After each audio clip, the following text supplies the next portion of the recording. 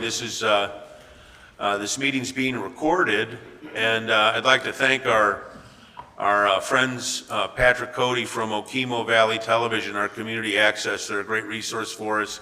They're recording this meeting and facilitating the live stream today, and we really they're great partners, and we thank them. This meeting will be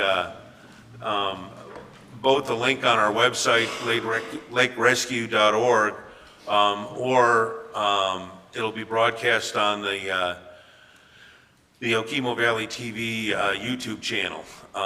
At some point in time, we'll send an email around for you to be able to do that. So as I said, good morning, ladies and gentlemen. Thank you for joining us here in Ludlow Municipal Auditorium and on Zoom from wherever you might be. For the Lake Rescue Association 90th. Hey, Charlie, sit on the seat. Sit on the seat. Sit on your own seat and don't take the thing. Okay, maybe we can mute everybody. Did you do that? Did you mute everybody? Sorry about that. For the Lake Rescue Association 90th annual meeting, I'm Bruce Zanka. I'm the president of the Lake Rescue Association. Before we begin, let me take care of some housekeeping matters. As I said, the meeting's being live streamed on Zoom, and we're being recorded for Okemo TV. For everybody on Zoom to be able to hear, if you have a question later on from the audience, you're going to have to go to the microphone over here to ask your question. And if you're not mobile, we'll bring the microphone to you. But that's so everybody that's every. And a coffee. We'll figure out how to mute everyone. Folks who are listening online, if you could please mute your microphones. Please mute your microphones. We can hear you in the room. So during the question and answer period, as I was saying, you have to go to the microphone so everybody can hear you on the Zoom link, and also here on that. We have so many people that have come to this community to help, and so one of the things that I'd like to do is to ask anyone who's out of town as a volunteer, here deployed as a FEMA representative or one of the other federal government agencies, anybody from our state government or local government, if you could stand up and just be recognized for a second. And we just want to thank you all, and thank you.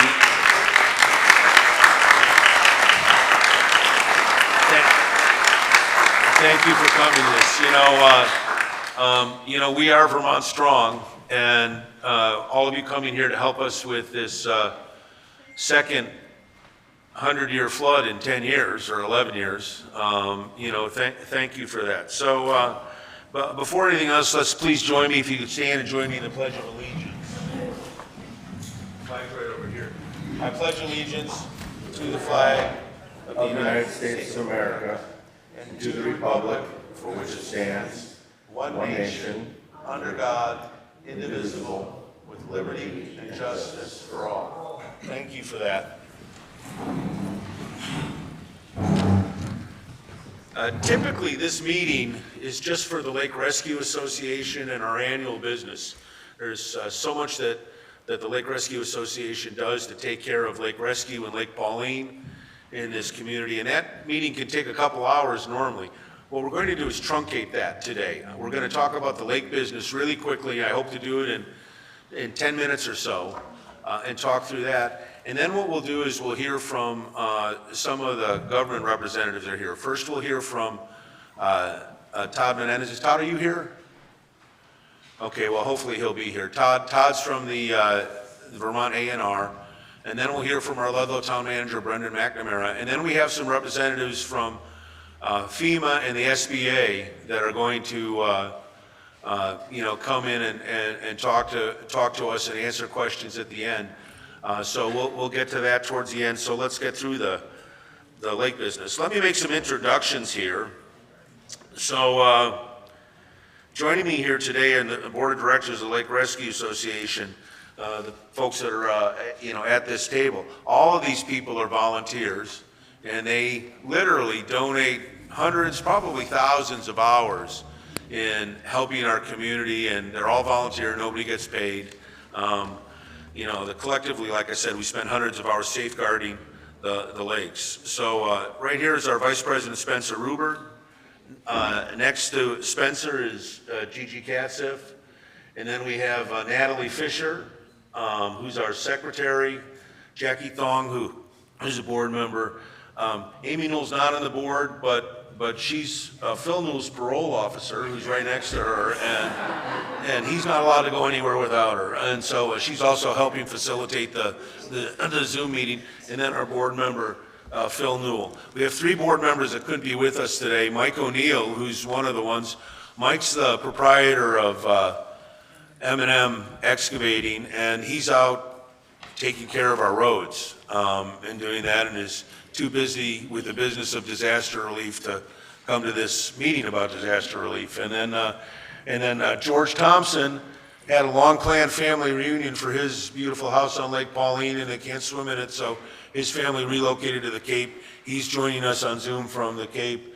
And then Kevin Golemont, who's our treasurer, his house was mostly underwater here on Lake Rescue on Round Pond, and now he's down in New Jersey, and he's joining us on the Zoom link. So,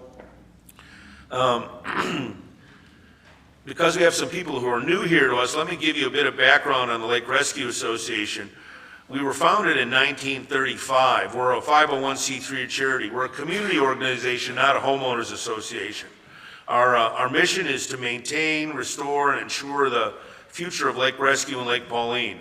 Our primary concerns are lake safety, environmental, wildlife production, water quality, sedimentation, invasive aquatic species mitigation. Our members include boaters, fishermen, paddlers, local business people, owners, and homeowners. So I think it's important for us to point out what we're not. We don't own the lakes. The lakes are owned by the state and people of Vermont. We don't have enforcement authority. The Department of Environmental Conservation, the Agency for National Research, and the Fish and Game Department have administrative responsibility for the lakes. So, quite often we get asked, why don't you do this, or why can't you tell something like that? Well, we really just don't have the authority to do that, but what we do try to do is to be the conscience of the community and do what we can to, make sure the lake is safe and good for everybody. Come on in and have a seat, folks. Don't be shy. Our first item of business is a perfunctory matter, is approving our last meeting minutes. An email version of the minutes were circulated. Are there any additions or corrections to the minutes? The chair maintains a motion to approve last minutes. So moved. Second. All in favor, aye? Aye. Okay, that's it. So now we'll go to our treasurer's report. For the treasurer's report, our treasurer, Kevin Golemont, is that, could somebody hand these out? Our treasurer, Kevin Golemont, is on the Zoom link. Kev, I can see you up in the upper right-hand corner there. Good morning. Good morning, I'm here and ready. Okay, Kevin, we have the financials. We made copies of those, and anybody's interested in having, it's painted on one page front and back. The financials are being passed out. Raise your hand if you want one. All of these materials are going to be on our website for downloading a day or so after the meeting. Okay, Kevin, take it away. You want to skip to the next slide there. The first thing is our tax return for the year ended June 30th, 2022. We filed in January of 2023, which is the administrative thing we needed to do to just keep the process along, but we're up to date on that.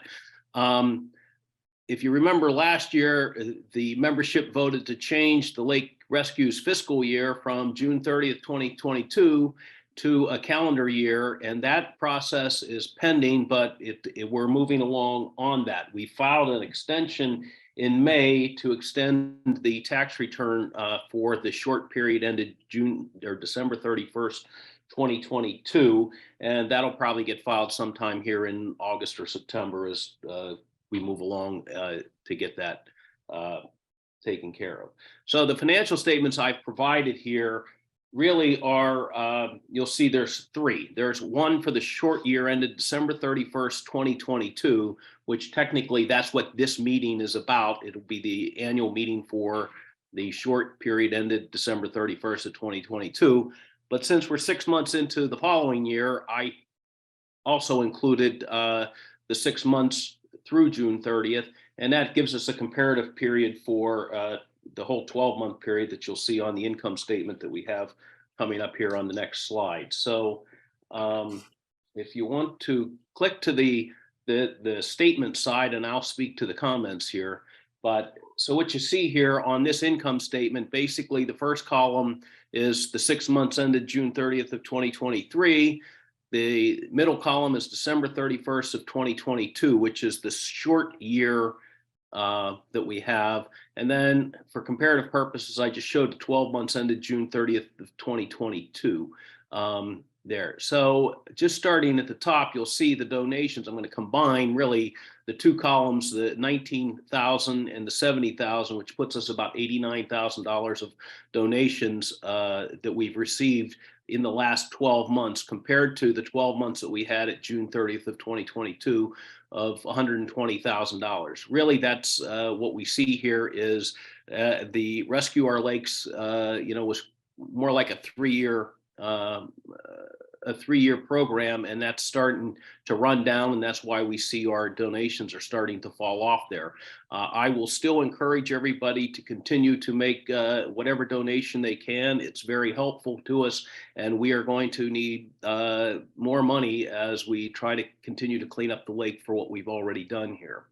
You'll see the milfoil grant income has gone up. We got 11,862 last year. That really pertains to the work that the Lake Rescue Association did pertaining to our summer season of 2022. But every year as we spend more and more on milfoil, hopefully our grant will continue to go up. It certainly doesn't cover 100% of our costs.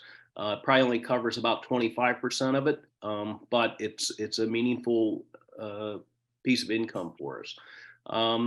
And there's not a whole lot of other news on it. The interest income shows, you'll see it's improving here a little bit because interest rates have gone up significantly from when we were getting less than 0.5 point to now we're getting 4.5 to 5% on our money. So it's starting to show up at least on our income statements. I'm going to drop down to the special program expenses.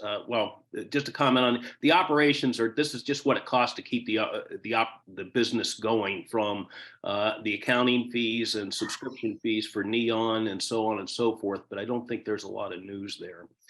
Going to the special programs, the expenses there, the dredging project, the 25.6 is 2 deposits that I made in June for materials that we would have used in September.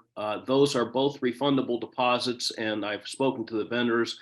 That'll be coming back to us, so we won't spend that this year, but it's just a deferral. We'll end up spending it in the following year, or the following year whenever we determine we can dredge. The state dock, Bruce is going to talk about that, I think, a little bit later on, but those are our legal fees. We still have probably $25,000 in legal fees outstanding on that will be paid here in August. But that particular project is winding down at this point. And the dash boat is, that was really, we purchased a new trailer for the boat this year. So that was a $2,800 that you see there. And then the milfoil expenses, I'm sure they'll talk about that a little bit more, but generally, the majority of our milfoil expenses are incurred in July, August, and September, you can see that in the middle column where we got $35,000 there. But in 2023 now, the spending season really hasn't started there. We can go over to the balance sheet now if you want. You can click to here. You'll see our total assets here. We have about $360,000, which is all in cash and investments, except for the general checking account, which shows $32,000 in it right now. They're all in interest-bearing accounts. The $231,000 it's listed at the American portfolios is really invested in CDs that are ranging between 4.7 and 5.3% that are all in FDIC insured investments right now. And the only other comment I really have on this is as of June 30th, 2023, we have $360,000. It looks like a lot of money, but had the storm not occurred and we moved ahead with our milfoil and dredging project, we probably would have spent down close to $340,000 of that. So although it looks like we're cash rich at the moment, we've got some big expenditures coming up here. And they have been deferred probably until next year, but we will still need that money in the future. And I would still encourage whatever donations we can receive, we would love to have. So those are my comments. I'll take any questions if somebody has questions. Okay, thanks, Kevin. Nobody's indicating any questions right now. I guess the one thing I would remind everybody is that we are a 501c3, so your donations are tax deductible. As you're doing your year-end planning and all of that, it would be great help if you're able to do us. And the milfoil can cost us $60-some thousand a year, and who knows when we're going to have to dredge again and all of that. So your financial support is certainly appreciated. Everybody's done a great job in that in the past, but it's something that we have to go ahead and keep up with. So let me just kind of go through the key business points. Normally in this meeting, the committee chairs would do the reports on that, but I'm going to take all of these things and blast through it real quick so we can get to the important business of day and asking questions about that. So as Kevin was saying, milfoil is a big problem. We, Eurasian milfoil is an invasive plant species, if you're not familiar with it. I know there's some people that are new here.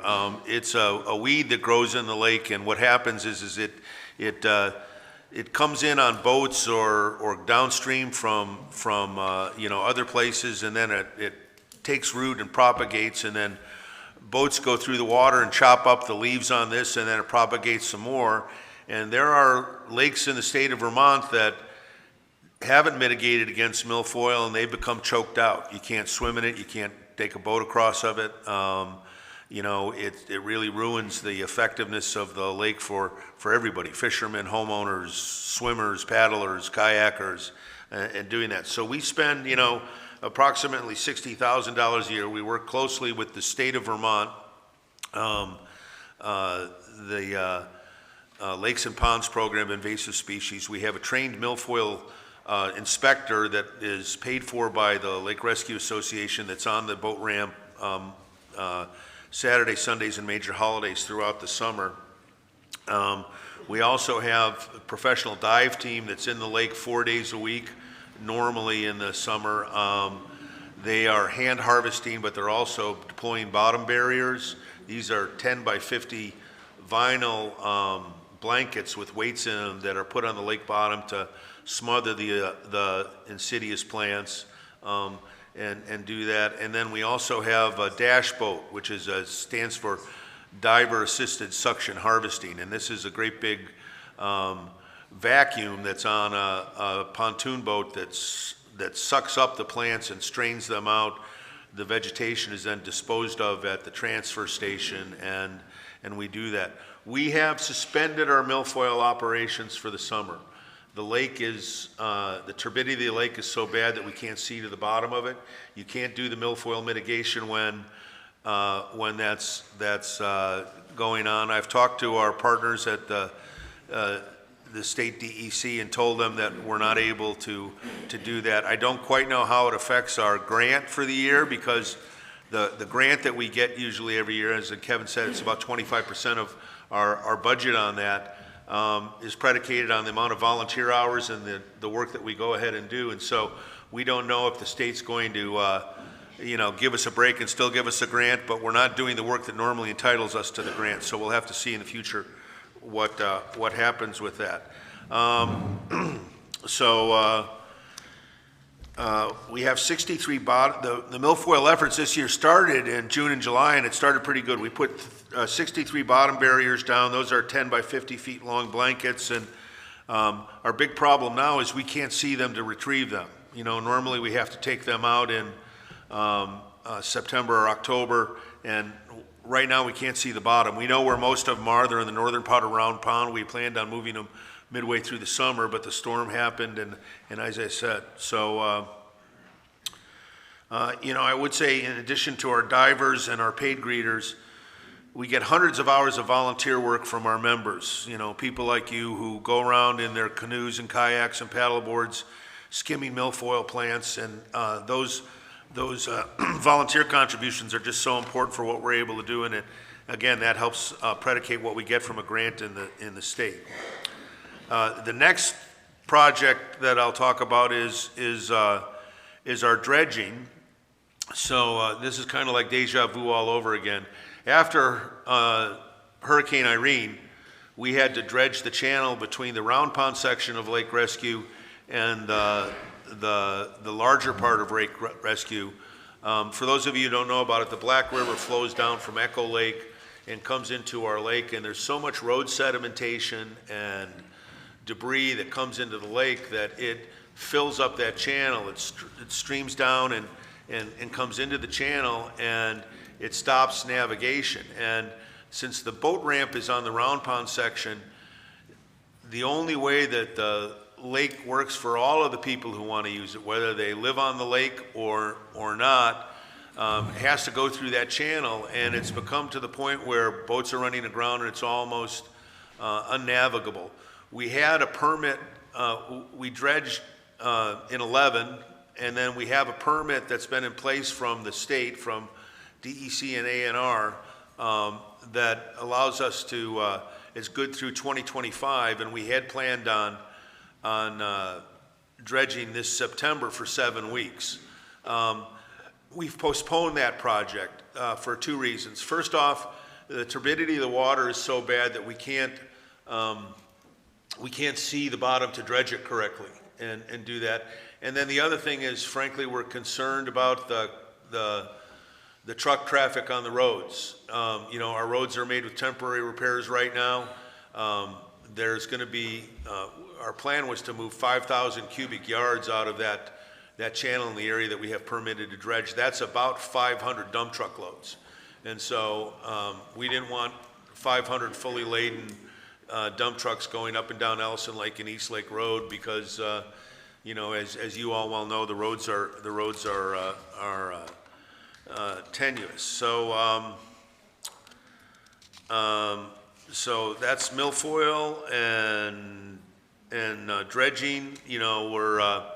We've talked to the state on dredging, to Misha Sentner, who's our permitting authority at ANR, and told them that we want to postpone the dredging efforts.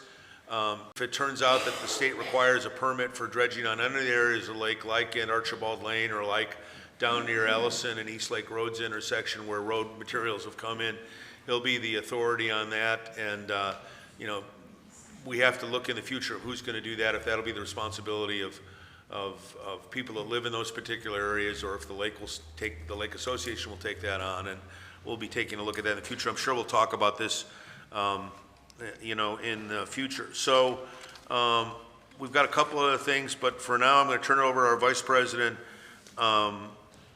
Spence Rubin, to talk about our fundraising and our social media. Thanks, Bruce. I'll keep this quick and try to keep it light. This is the positive side of this conversation. Our membership is up 20% year over year. That's the 3rd year we've had that type of growth, which is fantastic. Obviously, with a lot of turnover and change on the lake, we want to continue having that type of increase. So thank you to everybody who's talked to your neighbors and knocked on doors and asked for people to come out and join the team here. On the fundraising side, as Kevin mentioned, we launched the Rescue Our Lakes campaign back in the, sorry, can you hear me okay? In the fall of 2020. In that time, we've raised just shy of $400,000 thanks to donations from everybody here and everybody on Zoom. We have probably another $50,000 in outstanding pledges that will be closed out by the end of 23. You'll probably hear from us about another fundraising campaign based on everything that's gone on over the next couple of months, but stay tuned for that. Thank you again for all the support on that side. On the social media side, just wanted to call out Jackie Tong over here, who started our Lake Rescue Association Instagram page and has done a tremendous job over the last 2 years growing that followership, but also the engagement with the business community and with everybody on the lake. I think it's really shown how important it is during these times to be able to both, in times of crisis and times of positivity, to be able to be a source of aggregating knowledge and information. And it's been a wonderful thing to see everybody engage in such positive commentary on that page. The last call out I'll have is we do have a subcommittee. It's a small and fierce group of about 5 or 6 of us that do all of these sort of things. If anybody's interested in joining, that's the membership, fundraising, and social committee. We would love to have anybody join. Please reach out to myself, or Gigi, or Jackie. We'd love to have you. Okay, thanks for keeping that tight. We need to give you an update about the lawsuit that's been ongoing with the state of Vermont over the proposed dock for the fishing access boat ramp. In 2018, the Lake Rescue Association and several property owners filed a complaint against the Vermont Department of Environmental Conservation protesting the proposed placement of a 48-foot dock at the fishing access boat ramp, I should say. After 5 years of mediation attempts and various delays, we finally had our day in court, so to speak, in a de novo hearing for the environmental court in Burlington. That trial was, or hearing I should say, was on June 6th and 7th. The Vermont Department of Fish and Wildlife presented testimony on the first day of the hearing. The state had several witnesses, and then on the second day, we presented our witnesses. Our witnesses included an LRA member and the person who lives next door to the boat ramp, Kate Haslam, Kat Yoder, our milfoil diver, myself as the LRA president, and our former co-president, Barb Silver. We all, I think, did a strong presentation outlining our objections to the dock, including concerns about safety, navigation, parking, milfoil proliferation, shore frontage limitations, etc. Both sides have now submitted briefs to the court, and the judge is expected to rule sometime this fall.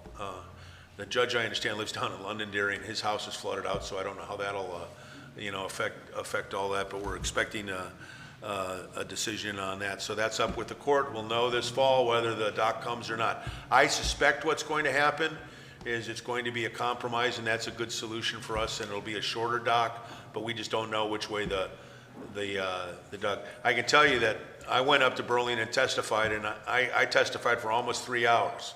So, it's been a big McGilla, and we're happy to close this chapter sometime soon. Okay, next up is the Mary Rita Scholarship. Mary Rita Bertazal was a late president of the Lake Rescue Association, and we have a scholarship in her name, and Natalie's going to talk about that.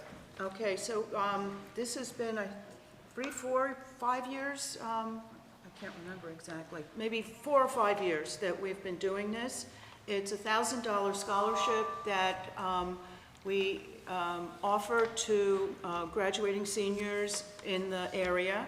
The high schools typically are Green Mountain Union High School in Chester,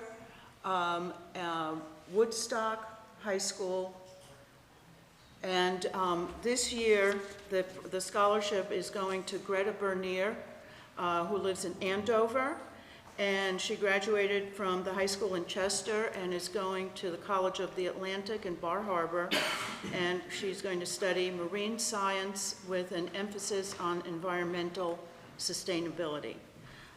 In high school, she was a member of the Environmental Club for 4 years and participated in a lot of community service projects and helping out on the farms. She wants to teach children to appreciate and love the natural world.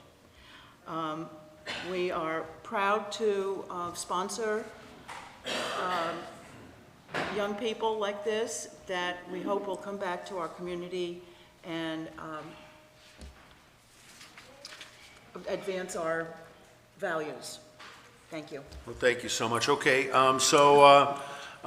that's a nice legacy for Mary Rita, who is a predecessor here and did such a great job for so many years taking care of the lake.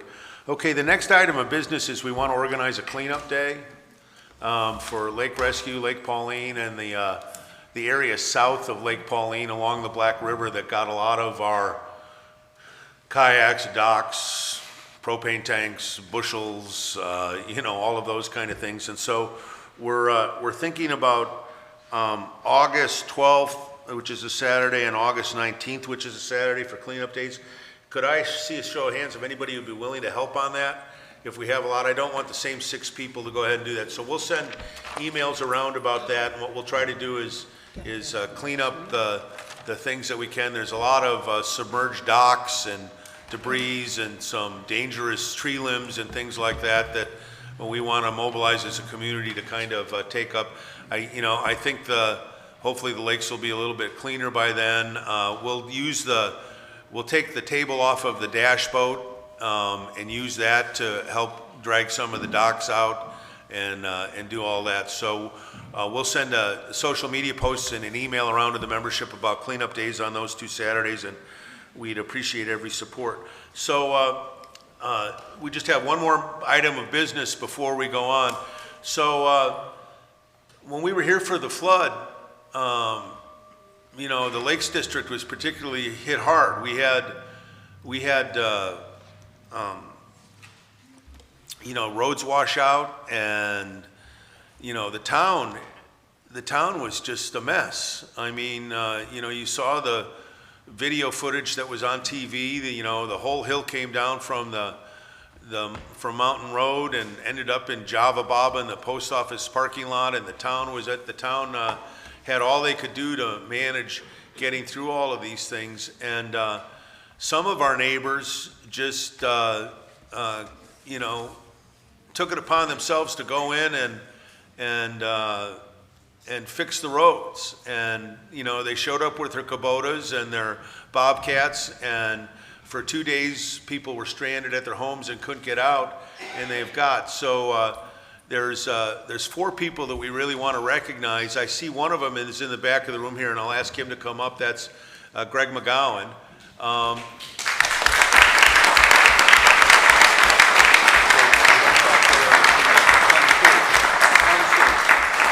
Is Trevor Benson here? Trevor, did you make it? Okay.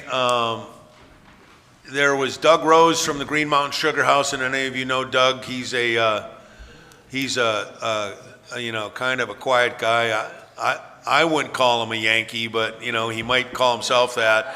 And he laughed when we invited him to, or actually, Ann, his wife, laughed when I invited him to come to get an award at the meeting. And Ann used to be on our board. One of our board members is Mike O'Neill, whose company M&M Excavating. If you're anywhere around town, you'll see those, and his trucks and his crews and all of that. So it's Trevor Benson, Greg McGowan, Mike O'Neill, and Doug Rose. And we had these awards made for them, and we'll deliver the other ones. But Greg owns a local landscaping company here. Let's see if you can see this. A local landscaping company here, and he and his crew just showed up, and they opened the roads, and they've continued to do stuff. And I heard the other day that somebody was bitching at him because the grass wasn't cut, because he was because his crew has been working on the roads and the cleanup. They've been doing some cleanup around Archibald Lane. So this says Community Appreciation Award presented to Greg McGowan Landscaping, Ludlow, Vermont, August 5th, 2023. In the hours and days after the July 10th, 2023 floods, Greg McGowan and his crew acted and worked tirelessly to repair and open the washed out roads in our community. Thank you. Your neighbors are grateful for your intrepid work.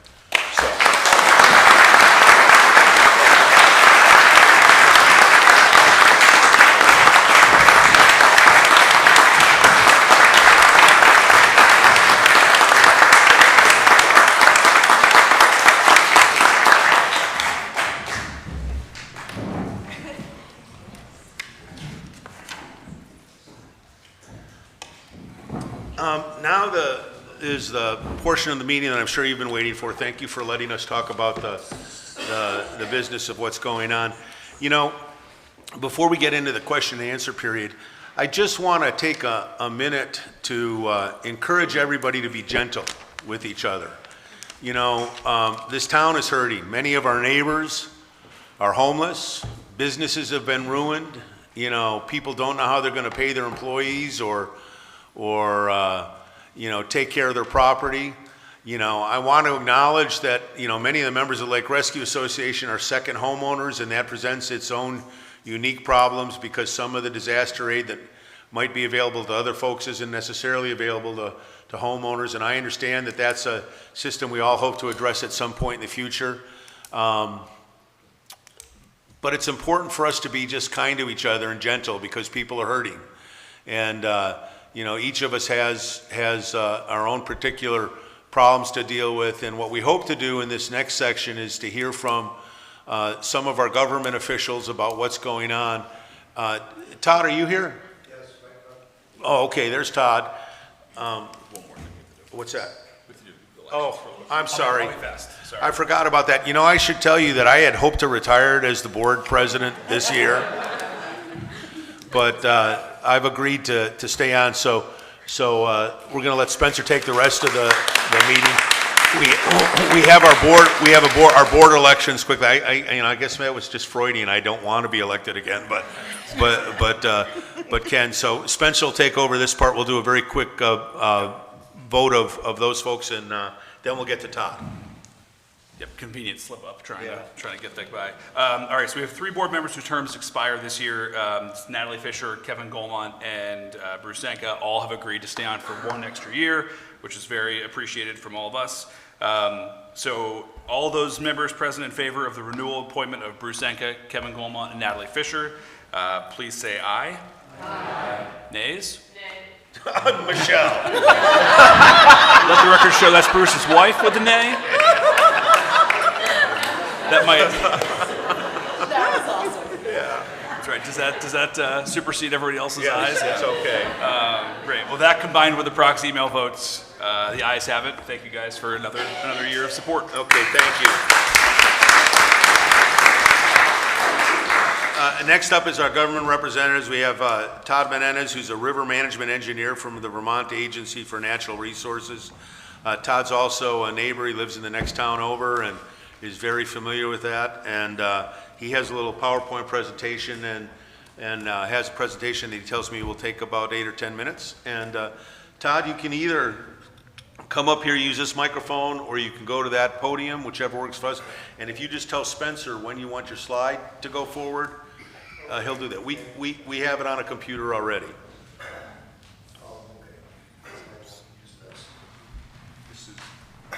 You got to talk into the microphone, so you can have a seat there and do it, or if you can prefer to stand, you can go to the podium. Thanks. Good morning, folks. My name is Todd Manise, one of the river management engineers in the. Yeah, Todd, maybe you should go. Maybe you should go to that one over there.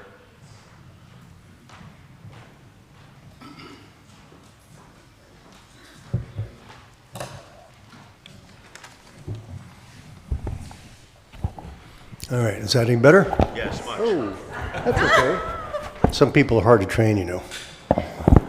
Todd Manise in the Vermont Rivers Program, one of the river management engineers. Got a slide presentation here.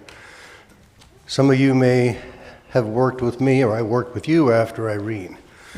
I was the only one in our watershed management division that could be here today, and I thought, well, I know a lot more about what's going on because I live in Plymouth.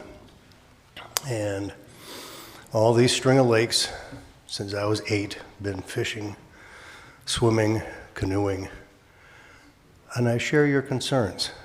And it's depressing to see it again.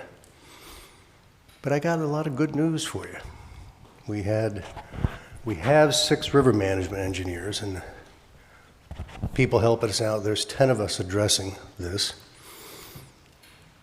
Yeah, we got whacked again, but statewide, this is not as bad. And so those people helping out, myself included, I was doing other things, and I've just been transitioned yesterday to be helping dam safety program, other programs. We transitioned from emergency repair to recovery quickly, in a month. Irene, it was 4 months to get from emergency repair to recovery. I've got a slide coming up. This is the sustainability diagram. In the middle there is what's sustainable.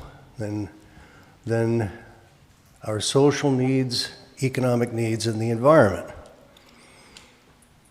This is what we're here to talk about. If you could, please, next slide. Thank you. Spencer or Spence? Spencer. Spence. Thanks. So this is Connecticut River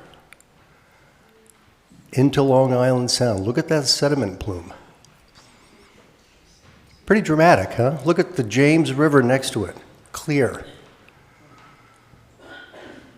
Got another one coming up here. This is, if you would please, Spence, this is the Winooski River out into Lake Champlain with Irene's sediment. People, this doesn't happen just here. The Rivers program would try to implement 60, 70 years of river science. And this happens everywhere. Think about the Mississippi River out into the Gulf of Mexico and that delta. Same things. If you could, next slide, please. Thank you. Oh boy, this is kind of tough to see. This is a landscape schematic. And on the top right, up at the top right corner, that's where I live. High up in the watershed in Plymouth. When I drive out to the Ottauquechee River at the bottom there, drop about 500 feet. And I've got all kinds of neighbors in between. Where do you live in the landscape? It's a rhetorical question. I'm not asking you to answer here. Think about what you're doing at your house, and it affects your neighbors. If you do things wrong with the rivers, it takes like 30 years for you to see the effect, but your neighbors are going to start noticing it like a year or two. If you could, please, Spence, thanks. Now, this is a soil textural triangle. Clays cause turbidity. I squint my eyes and I see this big blob at the top. That's what you're seeing in the lakes. That's what you saw in Irene. Well, that was about 2.5 years from what I recall for it to clear up. The clays are tiny, tiny, called colloids. Milk is a colloid. You can't see those without a microscope. You can't feel them. They don't settle out. Sands settle out. Silts are platy, and they do the falling leaf in the water. If you could, please, Spence. Thanks. Now, Black River Basin. String of lakes, and they share these issues with you. I drove down here in the northeast corner of Plymouth, and I looked at it, and I'm like, oh gosh, hopefully this is not going to take very long. Somebody, what was it, 2 weeks ago? Did you get a speeding ticket? Say it? I said, did you get a speeding ticket going through Plymouth? No.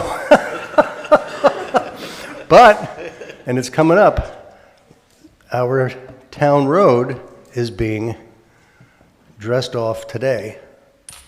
Here's Lake Rescue Basin. Again, many small stream issues. If you could, Spence, the next one, please. And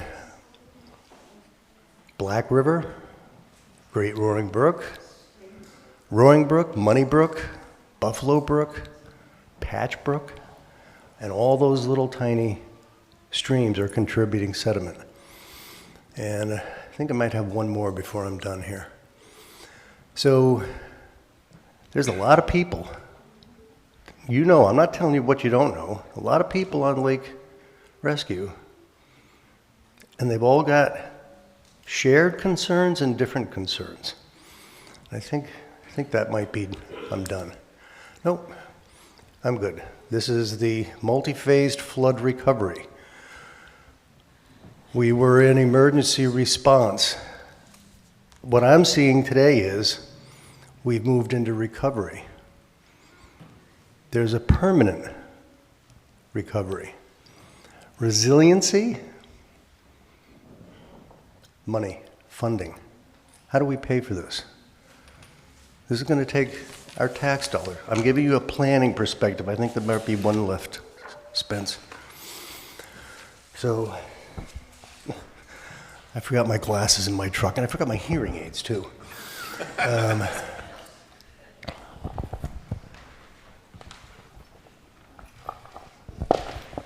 Some people are hard to train.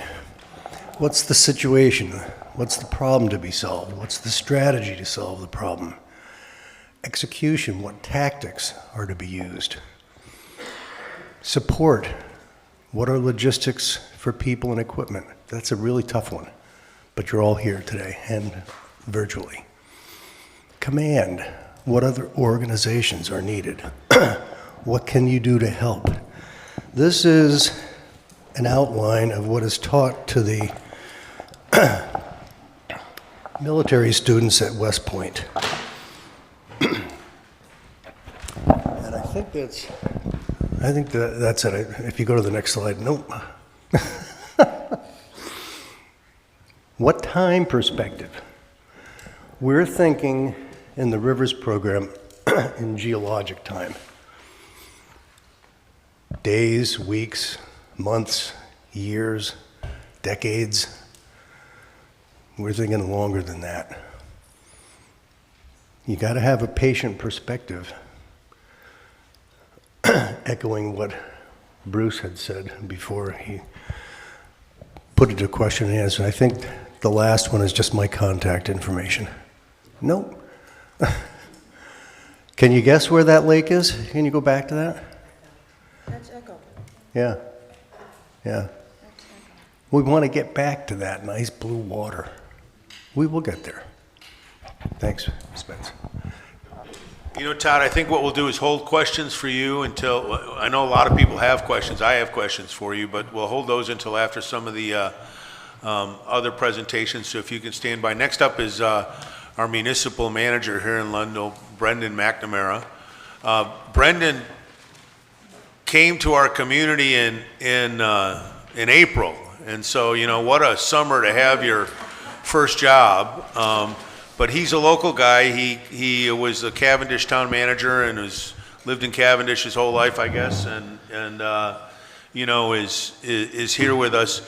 He's been very receptive, and I have to tell you, I'll just state publicly what I've told the select board and other folks, that I think he's doing a remarkably good job with limited resources and doing it. You know, there are all of us have solutions that we want to look towards in the future. We'll talk about that in the questions and answers. You know, there's some things that we have to do differently so we don't keep on repeating problems every 10 years. But that being said, he wasn't here last time, and so I don't think we can hold him accountable per se for that, but we can be aspirational in telling him what we're looking for him. So if you'll, Brendan, thanks for all that you and the town crew has been doing. I know your employees, you know, the town employees at the transfer station have been working 24/7.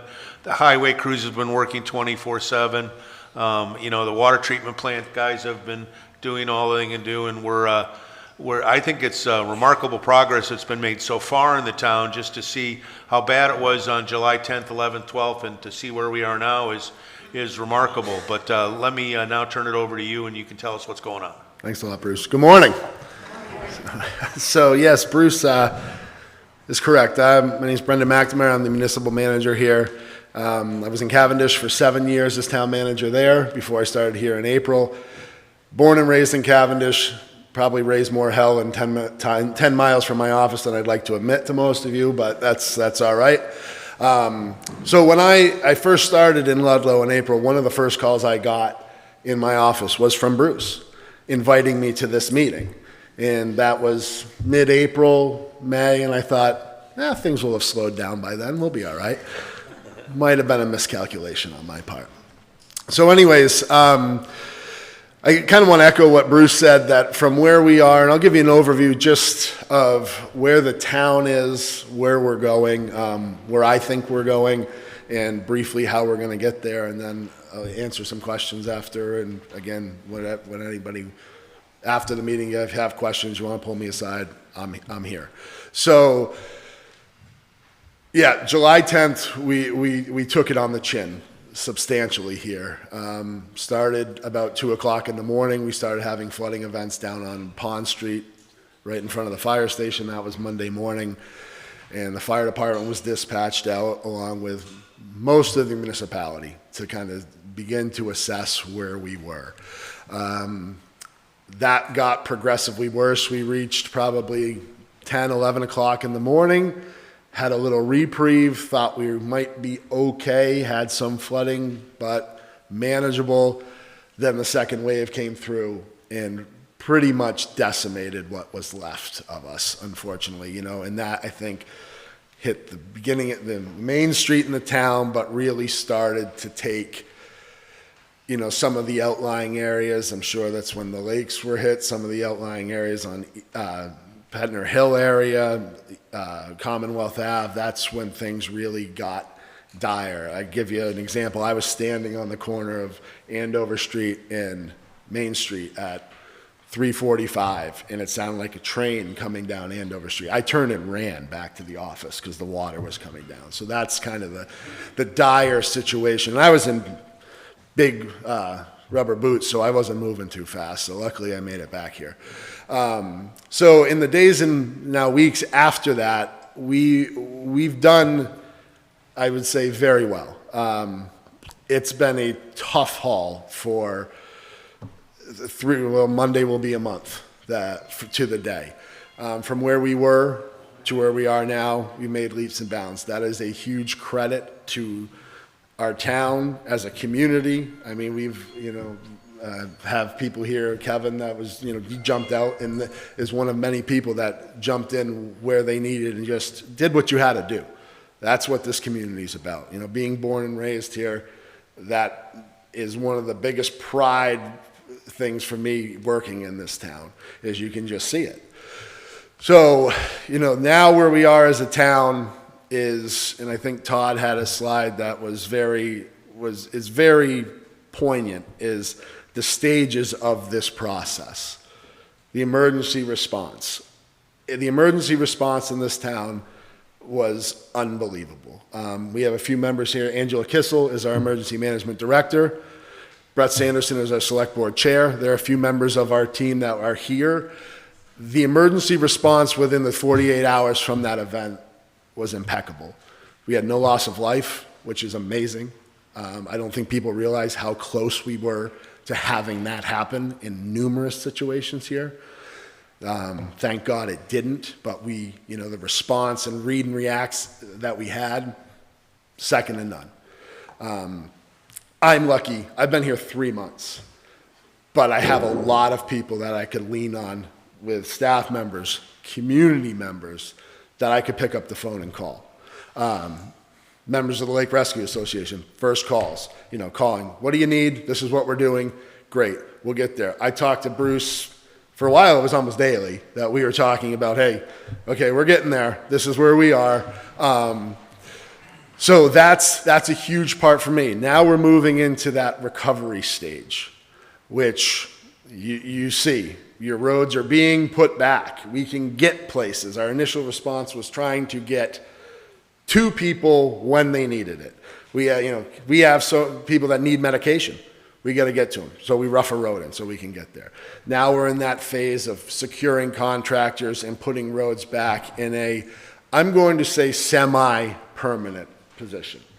I've spoken with many people at the lakes and all through town that there are things in this town, and I try to be optimistic about things, that I look at this as a chance to maybe let's do things and we can put it back better than it was, or make it better than it was. We have a lot of those situations that we have to explore, and the funding's a part of it. But we have to look at, okay, even if we can't secure the funding, maybe we have to go ahead and do it because it's going to make our situations for our communities better here. That's road infrastructure, that's culverts, that's river management. And those are things that we are looking at as a whole, and we're going to get there. I have no question about that, but this is going to be a long process.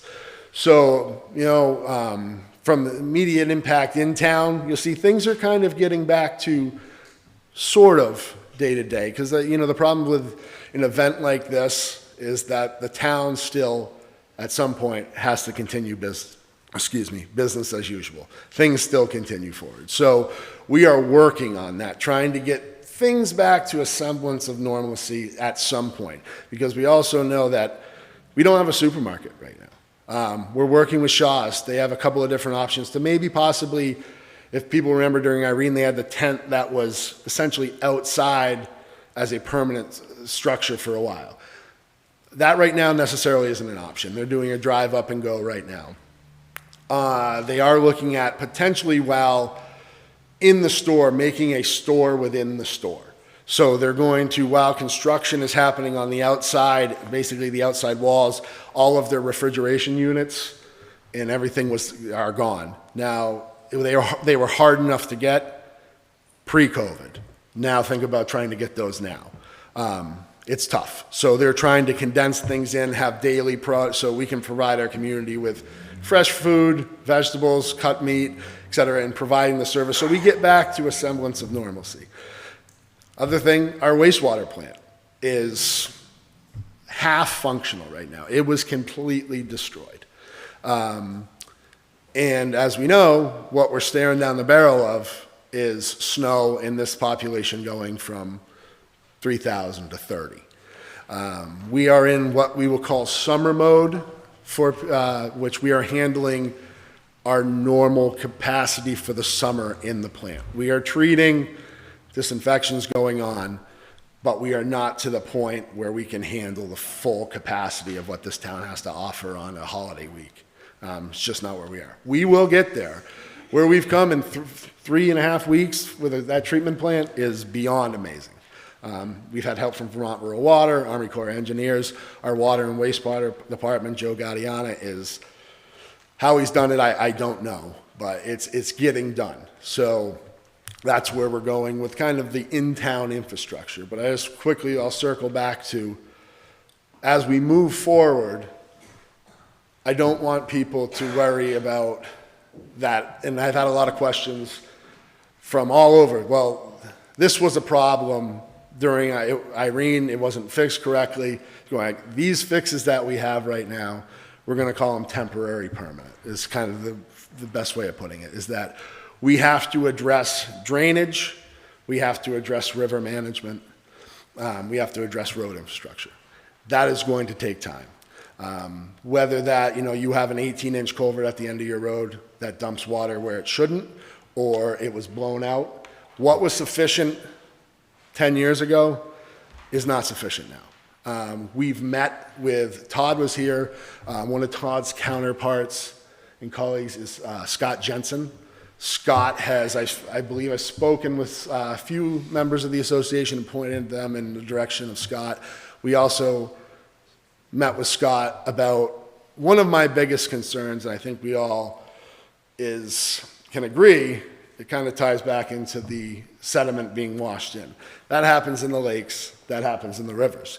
The flooding that we're experiencing now, it takes less water for this to happen. So something needs to happen to mitigate these problems. Otherwise, we're going to be doing this. And I mean, let's be honest with ourselves here. The scary part of this is we are coming into hurricane season right now. We could be staring this down again in August. This was a flash in the pan that got us. We saw Irene come up the coast. So we are doing our best to try and put measures in place that between now and the winter, in the spring, that we're going to be able to deal with these problems. But it's going to be tough, and these repairs, they're going to take the town some time, but they're also going to take us as a community and input from yourselves to me. Because there are issues, again, I am from the area, but I don't know the roads like the back of my hand. I don't know what issues you may have with your yard, with the road. Those are things that people have been relaying to me that we can then get out and address and look at them, whether we have to work with the town or the state has to be involved regarding, what the property ownership is. But those are things that I think we can get through together as a community. And regardless of if it's a town road, it's a private road, et cetera, I am here to support you guys and support the town any way I can. So even if you don't think it's a town problem, call me. I'll help you point you in the right direction. It could be. So that's really my goal.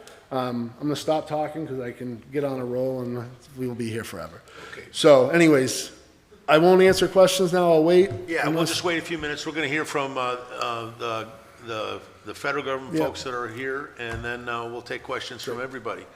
So thank you, Brendan. Appreciate that.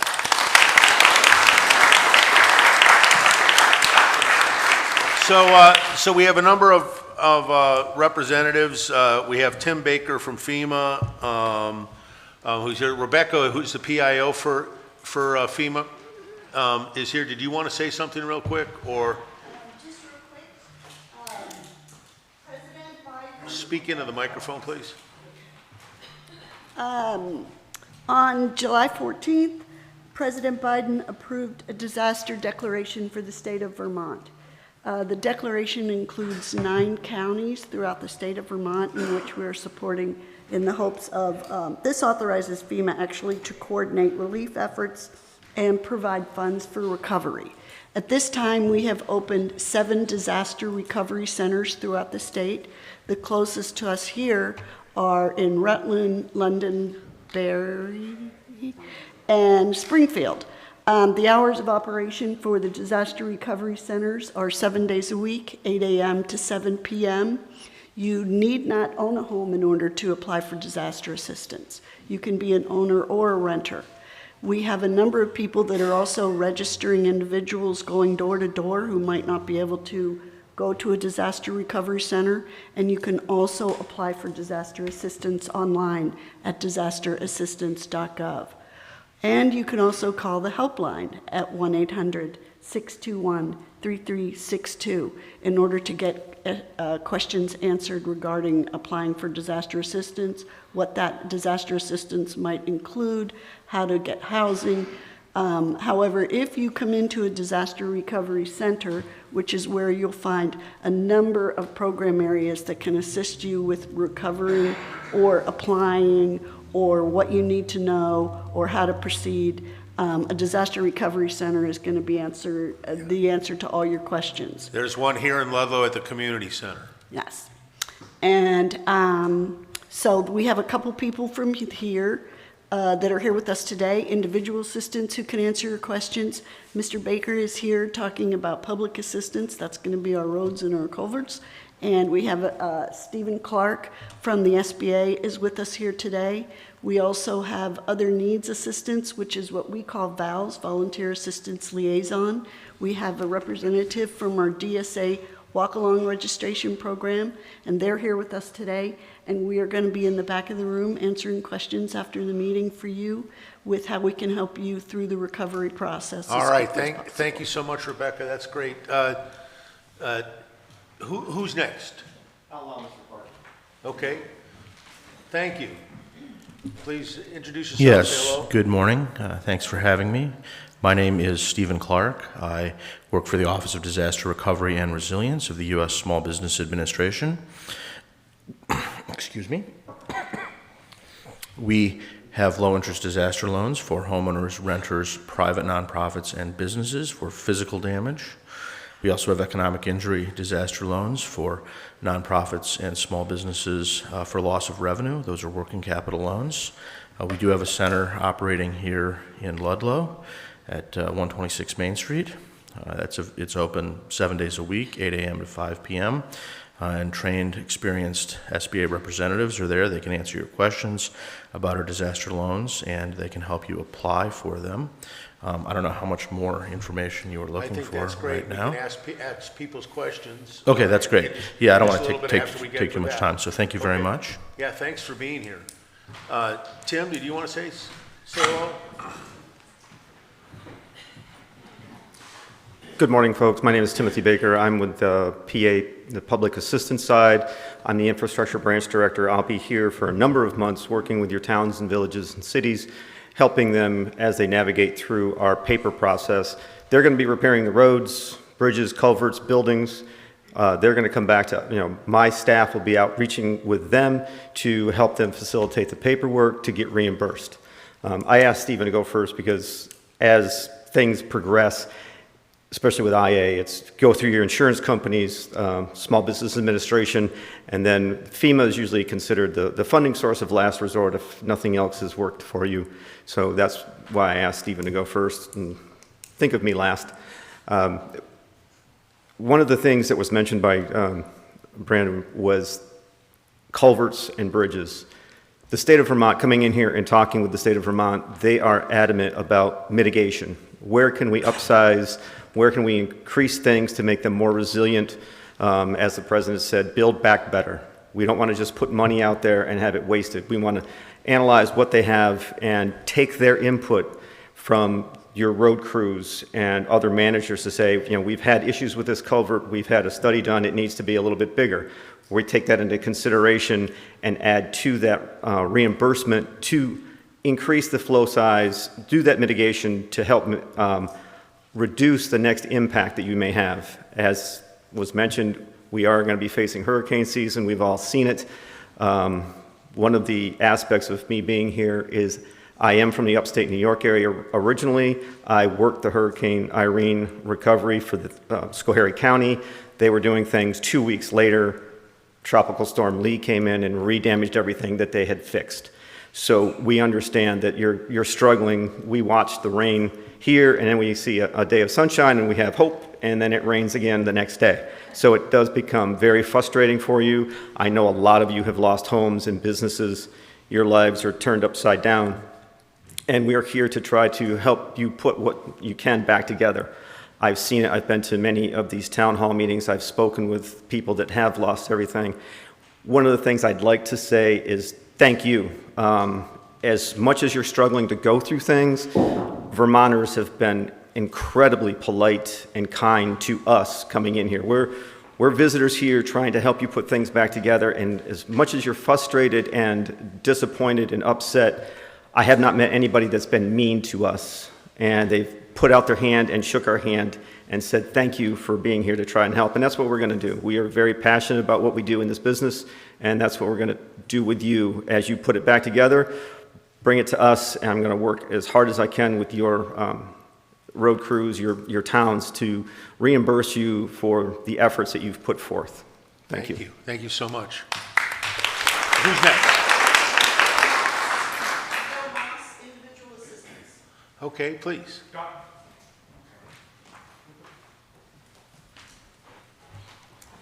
Hi, I work in one of the DRCs.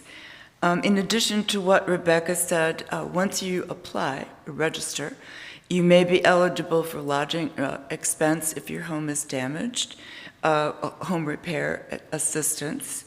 Rental assistance is available. If you have personal property damaged as a renter or an owner, there is possible help with that. Also, if you have vehicles that were destroyed or damaged, that we can help possibly with that. If you were injured at all, or medically or dentally, we can help with that. And I don't believe there were any funerals needed, but there's assistance for that. There are 4 ways to apply. You can go on the phone, call FEMA 1-800-621-3362. You can register online, go to disasterassistance.gov, click on Get Assistance, and another thing to point out, there's wonderful information about what we do. If you go to disasterassistance.gov, go to the FAQs under the Help section. Anything you want to know about having trouble registering, or what are you eligible for, or whatever, clear information, easily understood, very valuable. If you're wondering where a DRC is, it's online. You can just go to DRC Locator, just type that in on your browser. Or you can also text DRC and use your zip code, and the closest one hopefully would show up. Another point to make, most of you, I don't know if you have flood insurance or not, but step 1 is always to contact your insurance company. If they don't cover you, you need to present that to FEMA to say, look, this is what my insurance is not giving me or giving me, and then you can proceed from there. It's very important to document everything so that you have proof of what you need. Also, just a point that I've noticed, don't take, if you get insurance assistance, don't settle for their first amount. They try to lowball, okay?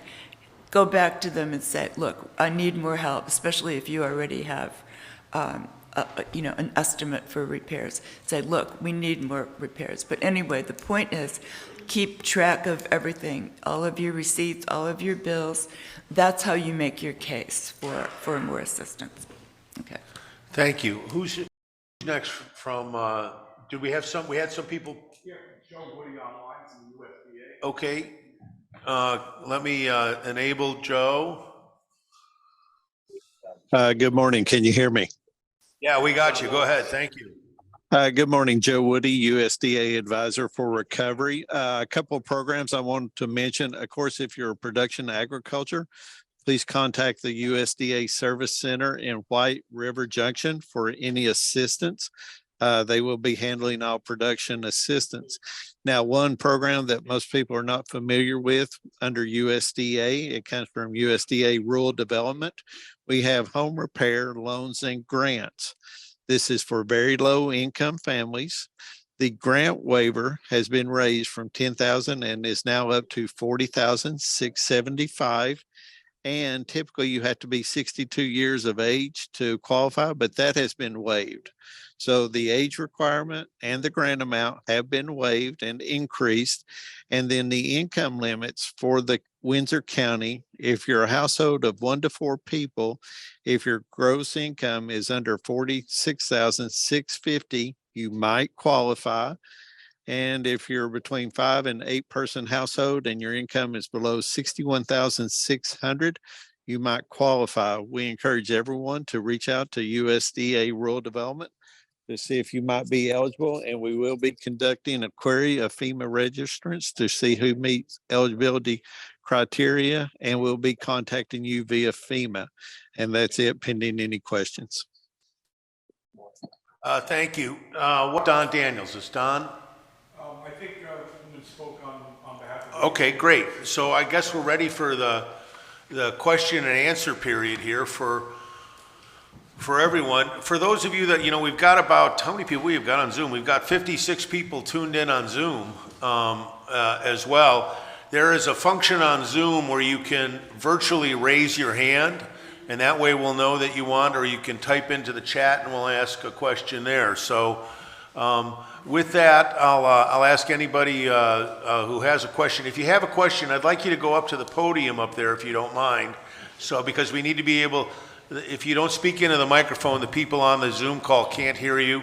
And this is also going to be rebroadcast later on in television for people, so they need the audio as well. Please tell us who you are and where you live and what your question is. My name's Roy Schwartz, and I have a property at 20 Archibald Lane on Lake Rescue. And we were hit very, very hard this flood.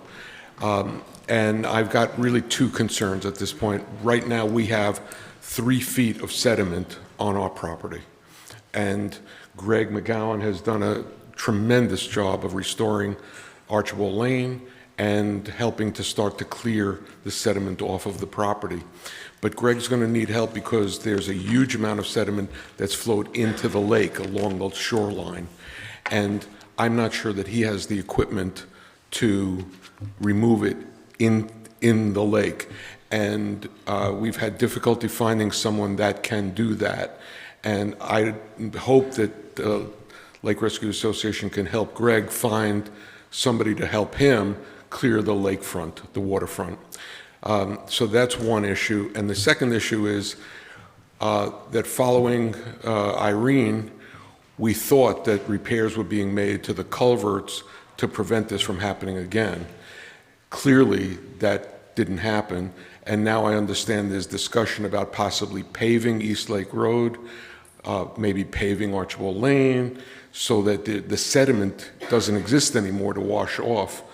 We have literally the road, the gravel from East Lake Road is what washed down onto our property. So I'd like to know, and I'd like to know how we get updated on what is being planned to prevent this in the future. Okay, thank you. I'll just, I'll invite answers from other people that are here as well. The Lake Rescue Association will do whatever we can to help.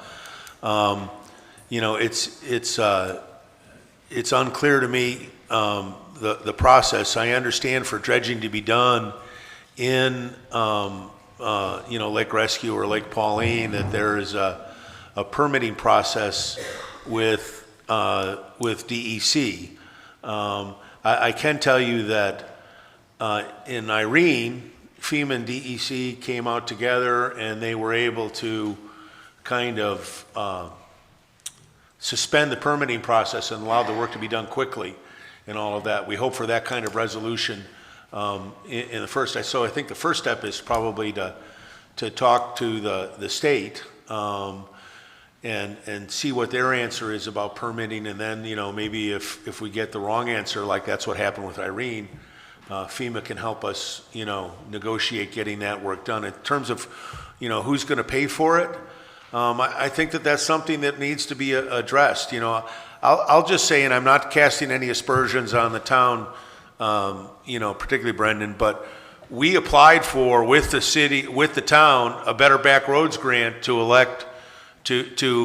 address the culvert problems. We got awarded a Better Back Road grants, and it was incumbent upon the Highway Department of Ludlow to do the work, and the town was resource constrained and couldn't do it, unfortunately, and so we gave the money back to Better Back Roads, that state grant, and we're going to apply for it again next year. Now, I don't know if that Better Back Road grant that we were approved for would have made a difference on Archibald Lane or not, but unfortunately we didn't get to the work, and now that we do. As far as the organization that we've talked about here, we think that some sort of engineering study needs to be done, that a civil engineer needs to take a look at what's going on in the drainage ditches and culverts around those communities. We have Archibald Lane, there's the corner of East Lake and Ellison Road, there's on the Round Pond side up on Tepper Drive. There's a number of these places where big sediment has come into the lake, and it's done, and it has to be mitigated against. We're a resource constrained charity organization. I couldn't help when Todd, I heard about the brooks that you've got. I can tell you where those brooks are. They're all on the channel in Lake Rescue right now, and we spent hundreds of thousands of dollars 11 years ago fixing that. And every time it rains and it comes down Dublin Road, that sediment goes into Lake Rescue, and our channel was clogged last year. We were going to spend probably about $300,000 this year, and we've postponed those plans now. Next year, we're going to do it again. We have to get an engineering survey. We've got some geologists from Albany, Griggs Lang, who's come and done a bathymetric survey for us.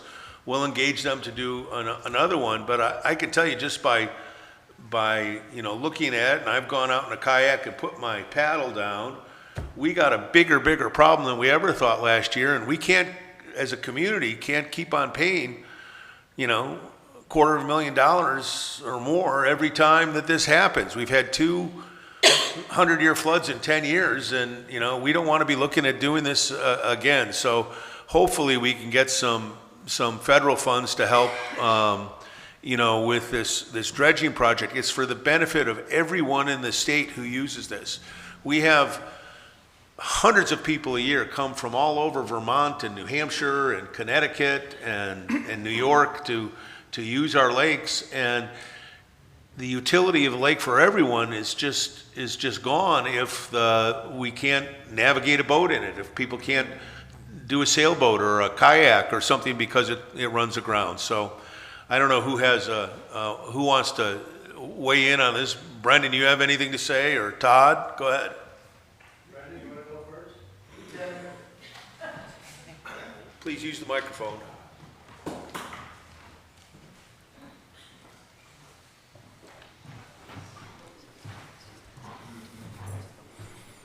Yeah. Damage at my house that I got to pay for again. Okay. just like after Irene. Where do you live in the world? We don't deal with sandstorms here. Wherever you live in the world, there are natural disasters. We have to accept this. You can't let yourself go crazy. There was a lot by the gentleman that was here, what Bruce said. I can't remember all that stuff, but you can't fight the power of water. You will lose. Yeah, we had a lot of good things. Timothy Baker, I think, was talking about we want to build back better. I can tell you a lot of examples that I've been back. How did that make out? You know, Todd, 2 years ago, we met with some of the selectmen from Plymouth, and we went up Dublin Road to the top of that road to the dirt roads that are up there, because we have video footage right after some of these big rainstorms, and you can see all the sediment that's coming down and dumping right into the Black River right below Echo Lake and coming into Lake Rescue, and that's the stuff that's coming up. You know, Patch Brook, Muddy Brook, those are the ones that are coming down, and we think with some better engineering and road maintenance up there that we won't have these problems in the future. And so I know that natural disasters happen, and I know that asphalt roads can get washed out, but you know, it doesn't seem like anybody's giving us some attention here. So one of the things that we would ask our town of Ludlow is to work with the other municipalities in the area and the stormwater planning for the region to go ahead and do that, because you know, our neighbors from the next town over, their sediment is coming down from their poorly engineered roads and is coming into the lake, and we're paying the price for it. So I don't mean to be aggressive or hard, but we can do everything we can to mitigate the problems that we have in the lake, but if we don't take care of the systemic problems that are upstream, you know, it's just really difficult for these problems to continue and continue. So for what it's worth. Can I say something real quick? Yes. So, Senator Rubin, speaking as a homeowner, not a board member, I'm at 791 East Lake Road, and just to chime into what you were saying, Jim, you know, I think what would be helpful, Brendan, maybe to get your point of view on is, as homeowners on that corner of Ellison's and East Lake Road, we had 2 engineers come out to look at those creeks, and it'd be something that I would suggest we all do, right? Because we need someone who can come in and actually give a professional opinion on, you know, what the kind of the coefficient flows and those sort of things are. I would love to understand how we as an association and as homeowners could work with you, Brendan, so that we don't have us looking at one engineer, the Schwartzes looking at another one, the town doing something. How can we come together and work together to either retain somebody or you know, what's the process, I guess, for us having one official that can go around and put together a master plan versus everybody doing it independently, which feels like it's not the best process. Not to make you get up again, Brendan. Sorry. No, I can use the exercise. I think you kind of hit the nail on the head, to be honest with you, and Bruce as well. You know, we have a lot of issues in town, in the community that we need to look at, but we also need to look at why are those issues happening. And as we look at it, the circle starts to expand and expand. And if that means us working with our neighbors, we need to do that. But also, we can't just continue to spin our wheels. It's been said, you know, build back better, let's put it back better. Correct. But if we have, and I've used this analogy a couple times, I think everybody in this room and everybody in the town is shooting at the same target right now. When something happens like this, there's a lot of different ideas and there's a lot going on, and everybody's trying to get to the same point. But when that happens, it's all coming from a different direction. 17 different directions, it's all coming. We're all trying to get to the same point, but that's where part of it falls on me, falls on the town government, is to kind of shrink that in and say, okay, how are we going to communicate so we don't have 5 different engineers and 5 different chefs in the kitchen? You know, we need to, and that's something that, I'll be perfectly honest with you, I don't have the answer as I'm standing here right now. And that's something we can work on and say, okay, how do we pool our resources? Because every situation that we're going to deal with is specifically going to be different. We could deal with something on Main Street that's as simple as a culvert being changed because it's, for whatever reason, you know, traffic, too much weight on it, that's easy. We can go, but then when you start dealing with state lands, rivers, private property, municipal roads, it gets very complicated. But it can be done, and we'll be better for it when we do it. But I think, Spencer, to your point, is that we have to look at trying to have an open line of communication with the entire community as to where we are moving forward. Part of that will be, select board meetings. A lot of that information is disseminated there. It's on Zoom. My email, again, my email and cell phone are on the website. Feel free to use them. Please do.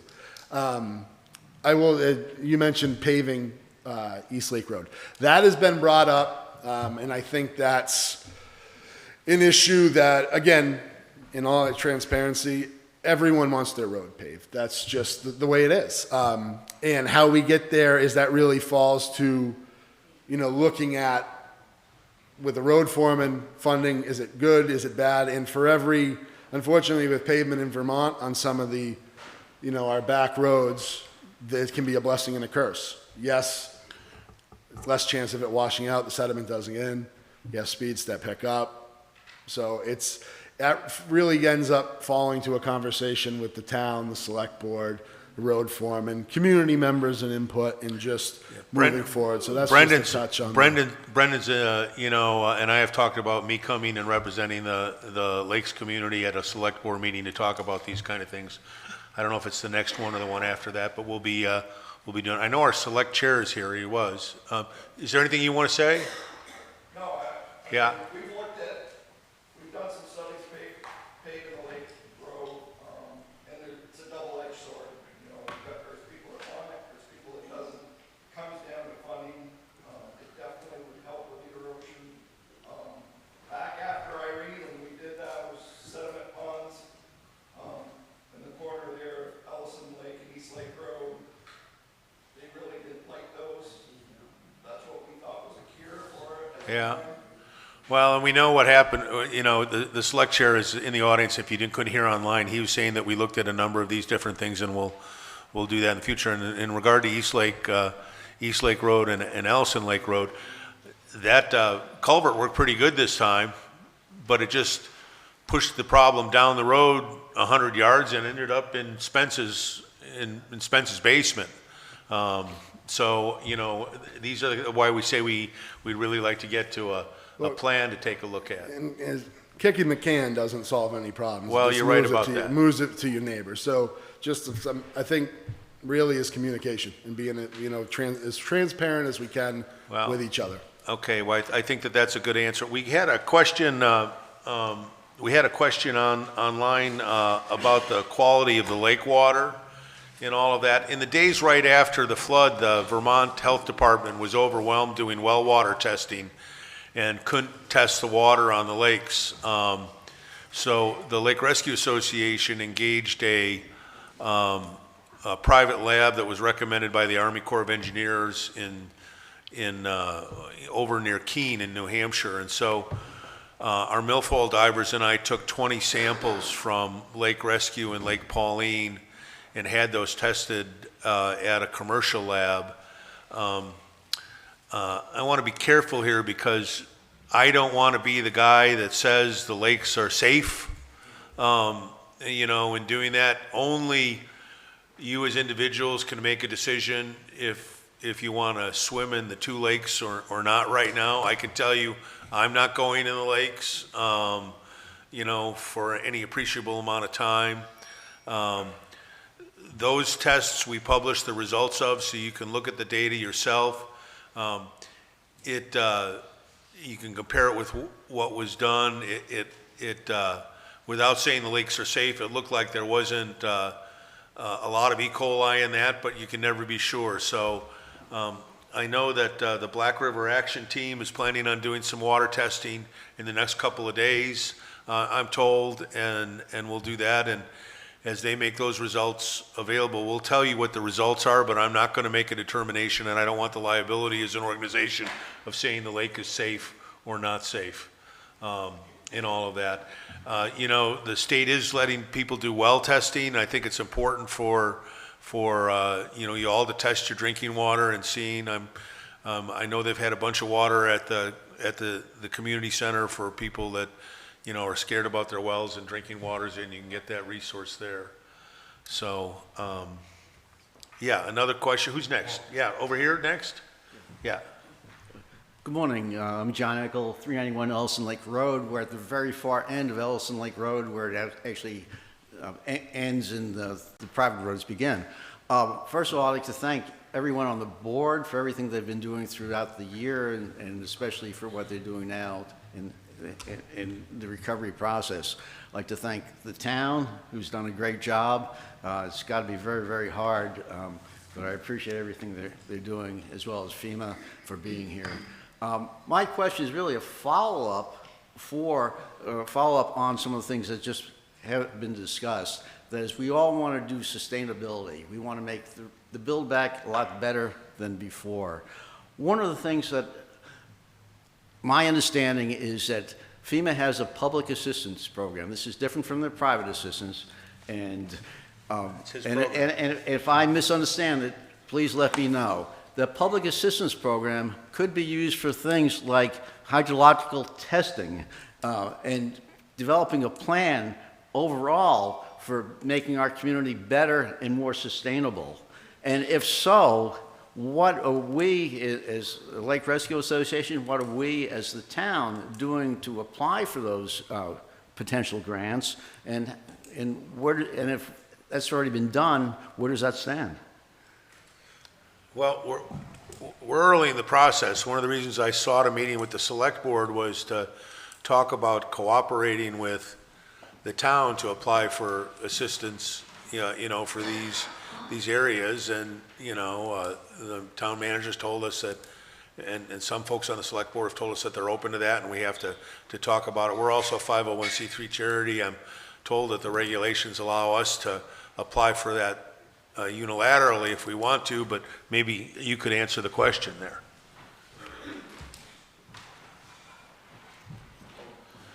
Yes, thank you. As a private nonprofit, you are eligible to apply. Then we'll go through all the details on the eligibility, which shouldn't be a problem. But what it comes down to is, what do you own that you need repaired that we can reimburse you for? So there's other things that we'll talk with you and look at in that sense. Yeah, so one of the challenges that we have is that we have all of the responsibility for managing the lake and none of the authority. The lake is owned by the state of Vermont. And we will be working with the state of Vermont. DEC and A&R are when I've called and asked them for help on the dredging, you know, they shrug their shoulders and say no. And so the last two times that we've had to dredge after Irene, and, you know, this 10 years that we've had sediment coming up through the lake, they've kind of looked at us. And so, you know, we see that as really keeping the lake viable is really important. So the reason we dredge and the reason we do milfoil mitigation is to keep it viable for everyone. But this community can't keep on sustaining this with private donations for doing it when it costs, you know, $250,000 or $350,000 dollars to fixing all of that. So, you know, I wondered if we had a better luck applying with the town for that than if we did it as a independent organization, because you know, the imprimatur and authority of the town goes with us. I wish we could get DEC to help go to FEMA to apply for the thing. That, you know, the state of Vermont owns the lake, and it's you know, the state of Vermont roads and the roads from Plymouth and the roads from Ludlow are in the lake, and you know, we have to bear the brunt of doing it. And then, as you know, my neighbor John Eckel said, it's the catch basins, the culverts, all of those, they have to be designed and maintained well and you know, engineered correctly. And when people build a house, they have to make sure that they engineer it in such a way that it's not an expressway that goes right down the hill and deposits stuff in the lake. You know, it has to be better engineered and maintained than that. So we'll look forward to working with you in the future and maybe come to a resolution about this. On it, to your point, for the hydrology studies, that's going to be on natural resources. They're going to, especially as we work with the towns and villages for culverts, they're the ones coming out. There's a code and standard within the state of Vermont that they need to look at those to see and do a hydrology study if it has the proper flow, if it needs to be upsized. That's a code and standard mitigation. This is what Todd does for a living, so, right? And I appreciate Todd's presentation. It was very good. He tried to take a lot of information and Yeah, he did a cram good it job down with to that. Thank you deliver for it that. for us, and I appreciate that. We as FEMA, as public assistants, I work directly with what the towns and villages have done to look at their reimbursement. If they need a hydrology study for that particular culvert, bridge, or that roadway, that's what A&R will be doing. They're going to come out and take those measurements. They're going to study the soil. They know the soils. That's what they do, and we'll go from there. I don't write a grant for them. That's part of what they do within the state and how we coordinate with the state. I'm not sure what your relation with the town is. Do you have an MOU, MOA with the town, back and forth? We have a good kind of ad hoc relationship with them. We apply for grants through the town for our milfoil mitigation. The town hasn't been involved in the dredging heretofore because the town doesn't really have a role in that. They don't own the lake. They do own the dam, and that's another question that we have to look at. The last rating, the dam was I think a C, and so eventually the Red Bridge Dam is going to have to be repaired. So we work closely with the town all the time, but it's more on an ad hoc as opposed to a formalized relationship with an MOU. The formal.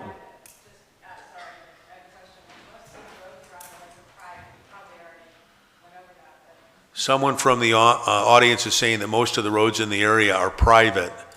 And that's something That's not necessarily true. Some are private, but some are public roads. East Lake Road and Ellison Lake Road and Red Bridge Road are all town roads.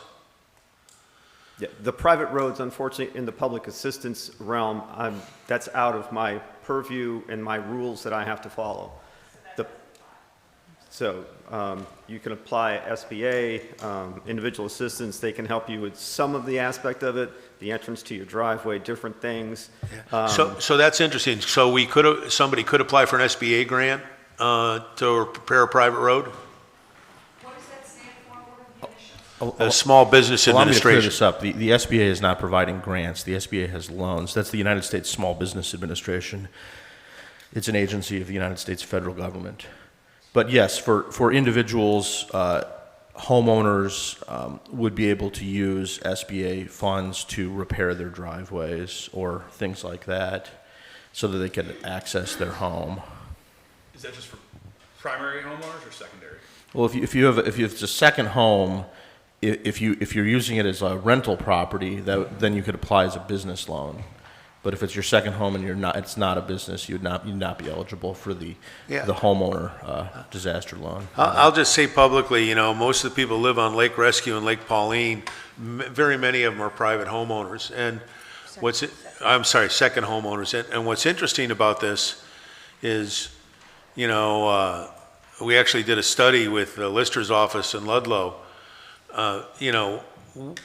The people who live in the Lake Districts pay between 10 and 15% of the taxes for this whole town.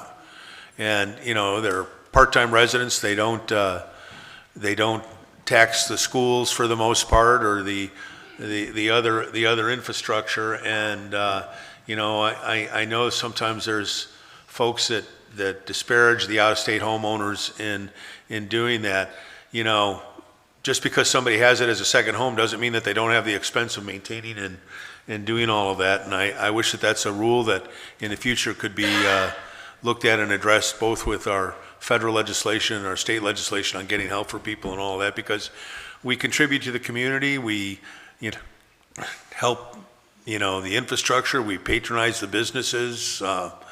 We pay our taxes. It's something that I think isn't particularly fair the way that it works out. That's not to say that the primary homeowners don't need help. They do. My goodness, if somebody's lost their home or lost their business and all that, we want them to be taken care of too. So, yeah, John. Just a follow-up question. One of the things that the answers really illustrated is that there are a lot of folks involved. My takeaway and if this is incorrect, please let me know, is that Todd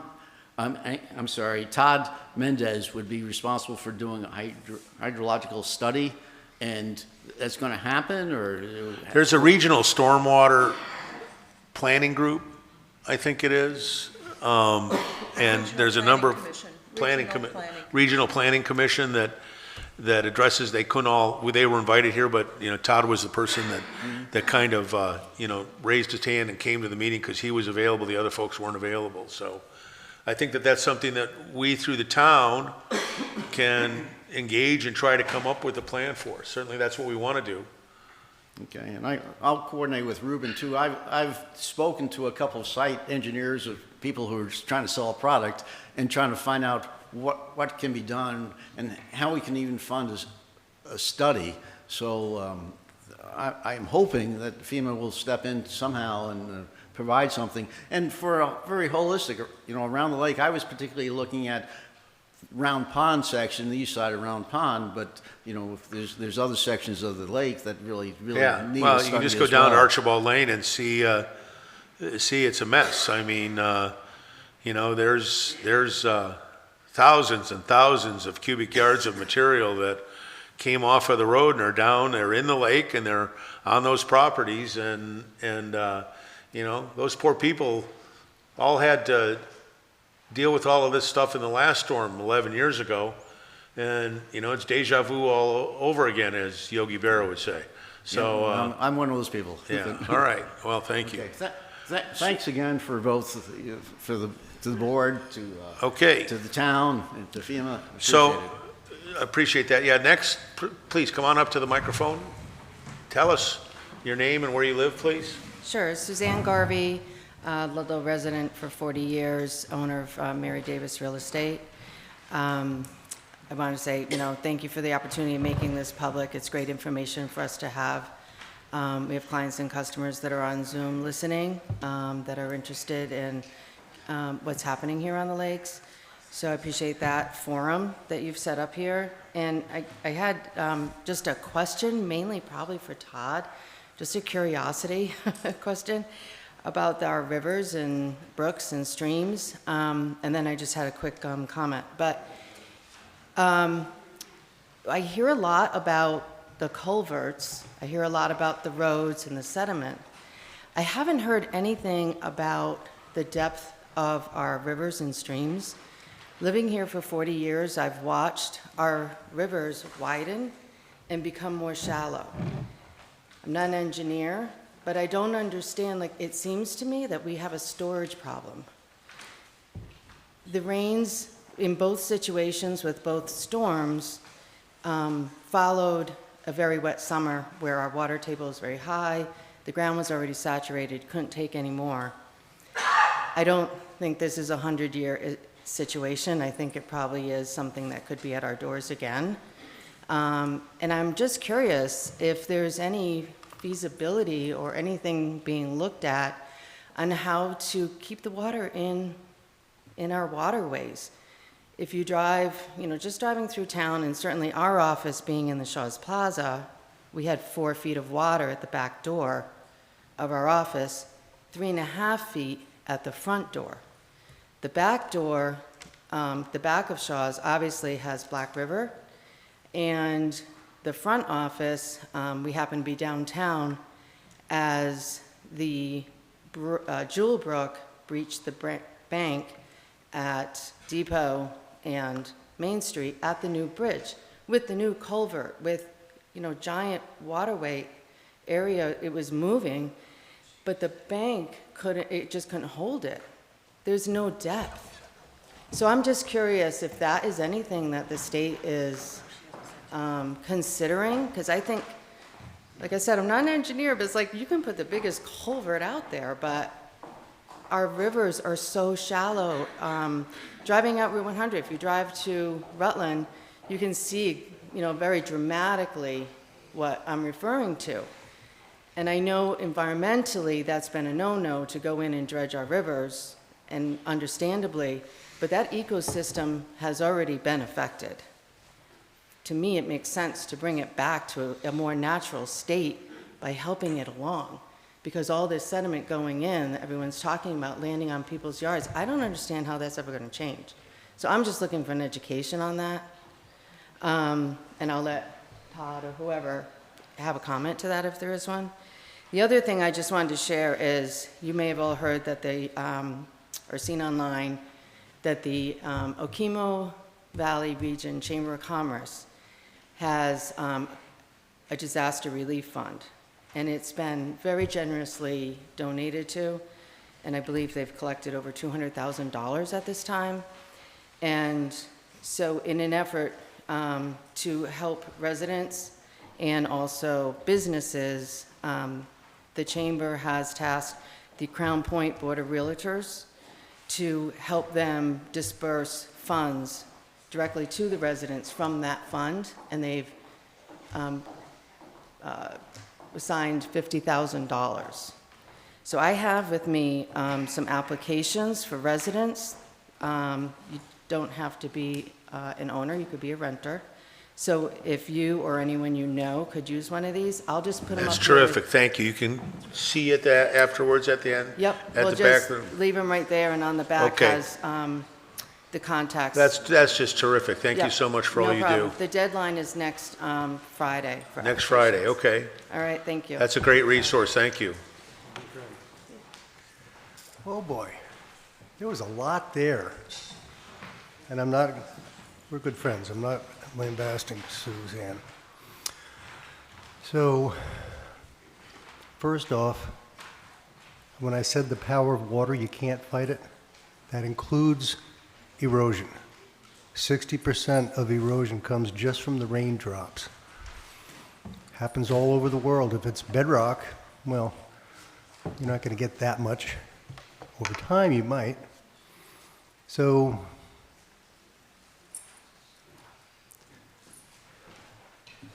how much time do you have for me to answer Suzanne's questions? About 90 seconds. I'm going to try and make this really quick.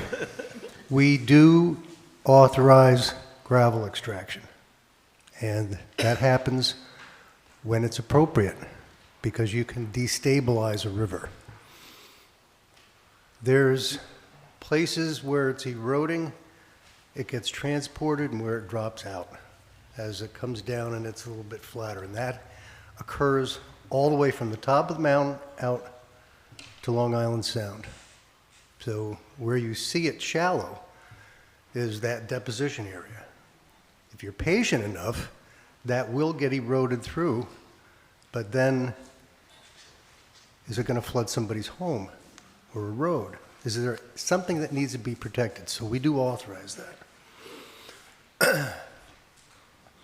Where do you start and where do you stop? Who owns the land? Who's going to pay for it?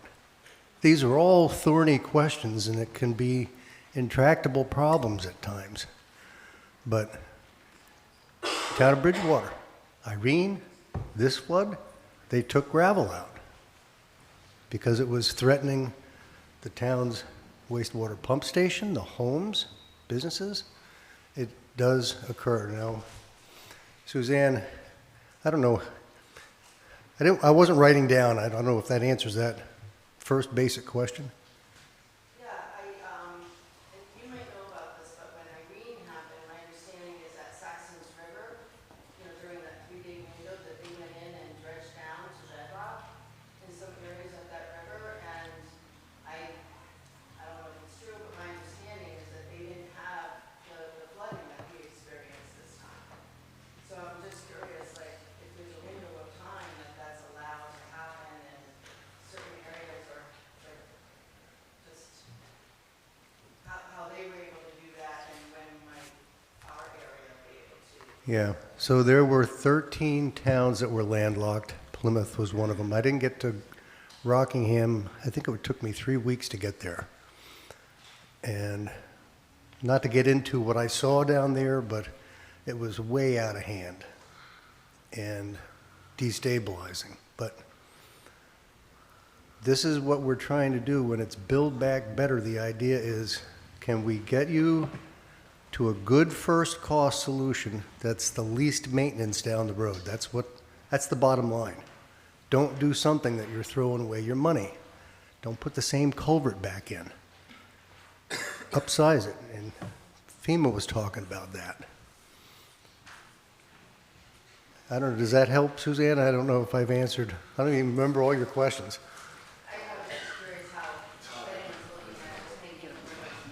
So I can Okay. probably give you a little bit of an answer. So, Suzanne, Friday, myself, our road foreman, we did meet with Scott Jensen, Todd's colleague, and we identified probably, at this point, probably 6 to 7 spots that we will get in and excavate. Those are kind of where the 5 or 6, 7 hot spots in town and some of the outlying areas that might help. Because if you drive by, as you mentioned, you can almost see how so yes. We're going to get there, do that. That will be done probably within 30 days. Bless you. Kind of ties in with the contractors and how much staff we have to do it. So it is ongoing because I would tend to agree with you. So. Thank you. We want to invite some of the other questions. Did you want to make a comment? Sure, please, go ahead. Granted, every disaster is different for every location. We are comparing this to Irene because Irene hit a lot of people very hard. I'm working with the wastewater treatment plants as well. Yours got hit hard as well. The one that I have been able to visit, and one of them that stands out for me, is the one in Johnson. They've showed me their 1993 flood level. The magic marker they put on their control panel is about 2 feet off the floor. They told me for Irene, it was 6 inches. This one is 5 feet. So even though there's similarities with all of these, Irene, they may be hitting you harder than it hit a neighboring town or a neighboring village, just out of happenstance, the way the storms came in. So that's why we're going to look at every one of them as I'm working with the towns, the villages. Tell me what went wrong. Tell me where it came from, what culvert blew out, what tributaries came in and collected at that point. We're going to look at everything in that area of what had happened, what can we do when we're working with the towns, what are they doing with their road departments to make it better. So I know I'm going to have to ask for patience, and that's not something a lot of people, there's things that are happening, you're trying to rebuild your lives, you're trying to rebuild your communities. But just understand that even though there's comparisons to Irene, it's going to be different, and we want to look at each one of those damages and those villages on how we can make it better going forward. Thank you. Who's next? Tom? I'm Tom Kelly. I live at 76 Red Bridge Road. I'm not the house that sits on the falls, I'm the one before it. I know what floods are. Now, if you have any debris on Lake Rescue, you can bring it not to the dam because it's going to go into Pauline. Bring it to my property, and Steve Green and I will be able to take it out and get rid of it. Thanks, Tom. That's great. It's over in the corner. Yeah. Another thing that I'd like to discuss. Glenn Brown and I were in your position 20 years ago, and you can have a job back if you want it. Lake Rescue can go down 6 feet. My neighbor and I own the property that a sluiceway is on. When they built the dam, they lowered the lake 6 feet. It was all part of Ludlow Electric Light. They needed water to run steam generators. So the lake can be lowered 6 feet. That's how they built the circular dam. The $300,000 you got for dredging is stupid. The state of Vermont regulates that that's how you have to do it.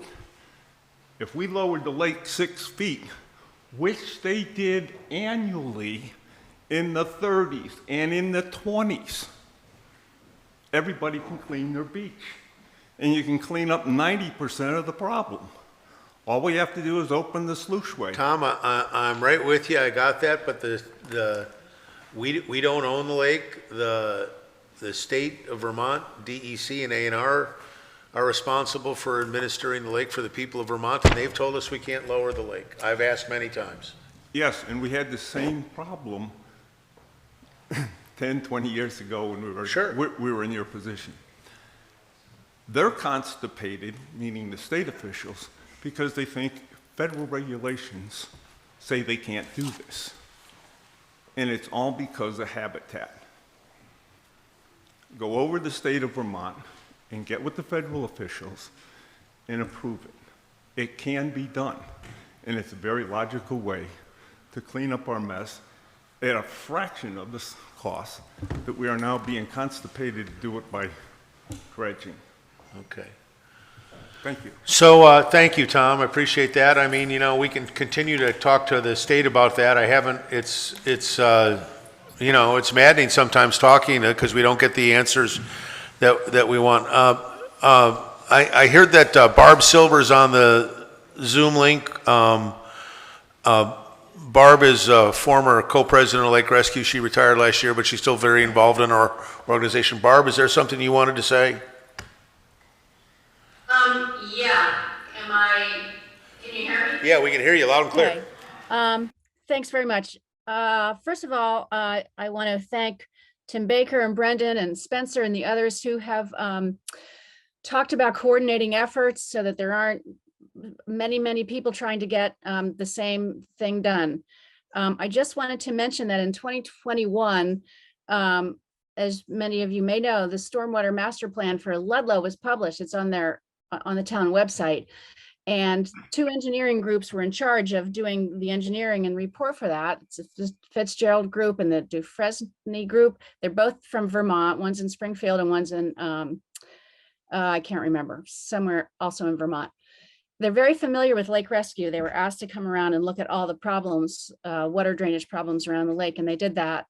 And, along with Spencer down the road, all the people on Archibald Lane, which are 5 neighbors who have suffered massive destruction, as was mentioned, are very galvanized as a group to proact and do what we can to promote some process that doesn't take a year or 2 years or however long it's going to take. So I'm wondering if we as a neighborhood group should engage these people or some other engineer to do a report. So that might help us apply for a better roads grant or to apply for other kinds of funding if we have that, with us as data. So I guess I'm looking for a first step from Brendan or from Tim or someone who can say, all right, if this is the first thing you need to do, go do it. Thanks. Thank you, Barb. I'd echo that. I echo what I say earlier. I think the first step is really probably, I'm obviously the point person for Ludlow. Working together and figuring out exactly, it'll take me a little while to gather some contact information, but trying to gather exactly where we need to go with the first, moving in that direction. Regional planning is a tremendous asset that we work with, so they will help guide us through that. But I think it's paramount that we work together so we're not doubling back on each other or, crossing things out, because we don't want to be applying for the same thing. I know sometimes there are things that we can apply with a landowner or association as a supporting member, or I should be the authorized signer. I've done that many times here. I've done it in Cavendish. So I think looking at those options, but I don't know if you want me to do some research and get with Bruce or Spencer. That's fine. Why don't we take some of the folks from that community and you and I offline and see what we can do to work on That's that. fine. Just let me know. Okay, thank you. Next. Good morning. My name is Jeff Baden. I have a house at 41 Ellison Lake Road, which is one house up from the culvert at the corner of Ellison's Lake Road and East Lake Shore Road. And I'd just like to ask my neighbors if any of their wells have been contaminated. This is the first opportunity I've been here due to some health issues, and I wonder if my water is potable or not.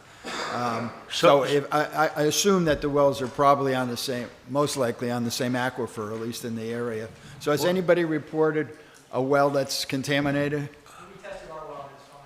So we're right on the corner of Ellis Lake. And I'm about quarter of a mile from you, half a mile from you, my well tested fine. Now, they have water testing kits available. I from have the- one, and from- I'm going to bring it to Springfield. Yeah, but I've just- if you have that, you can do, you I'm drop running it out off of- to on my Springfield or canteens. Rutland and do that. Yes. Has Could you step up to the microphone? We can't hear you. Sandy Killian, 12 Archibald Lane, and our well and the Schwartz's well had total coliform in it. I haven't gotten any of the nitrates tests back, but no E. coli, but total coliform. Yeah. Okay, this individual assistance from FEMA. Yes, if you register with FEMA, individual assistance can help with your well. Speak into the microphone, please. Can you say that again, please? She said if you register with FEMA, Individual assistance can help with your wells. You just need to register. And what will they do? They'll send somebody out. I believe there is a certain amount that they will reimburse. I'm not sure if it's full amount. It may be. okay, so there's some FEMA, I was just saying there's some FEMA resources. You can register with them and maybe get help with your well. Who's next? So, hi again. Sandy Killian, 12 Archibald Lane. I kind of have hopefully a quick question. As you know, a lot of road debris came down, kind of hit the bottom of the creek that one of the brooks must feed on the culvert that goes under the road.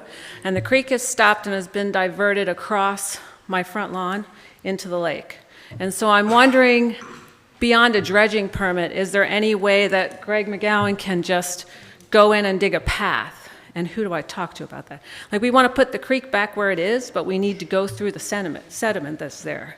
And he's obviously not going to dredge without a permit, but who do we talk to have that, just a trough dug, so that we could put the creek back? Uh-huh.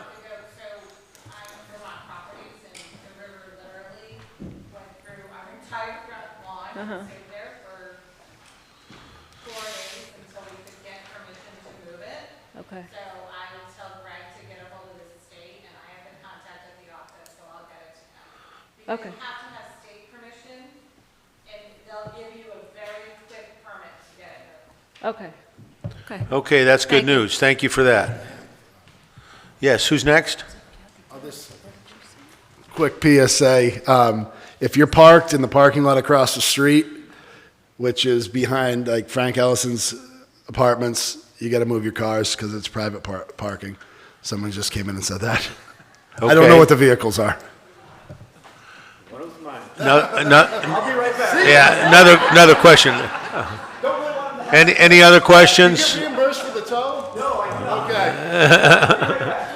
Hi, I'm David Steinberg. I also live on Archibald Lane. Just want to thank the entire team here for all the hard work you do, and also acknowledge McGowan as well as Mike as well.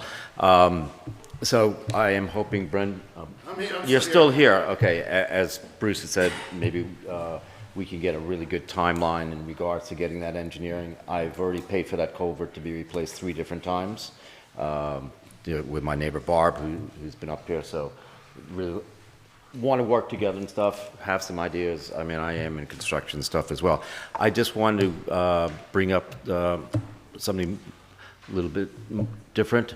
What are we doing about bears? Well, I will tell you, I can speak a little bit to that because I was putting a new lock on my front door about 2 weeks ago, and I heard a crash, and I looked outside, and there was a bear running out of my garage with a garbage bag. I don't know if he was going to the transfer station or there you go. Or but Patty might not let him in. well, Patty's the one person in town that could scare a bear away. So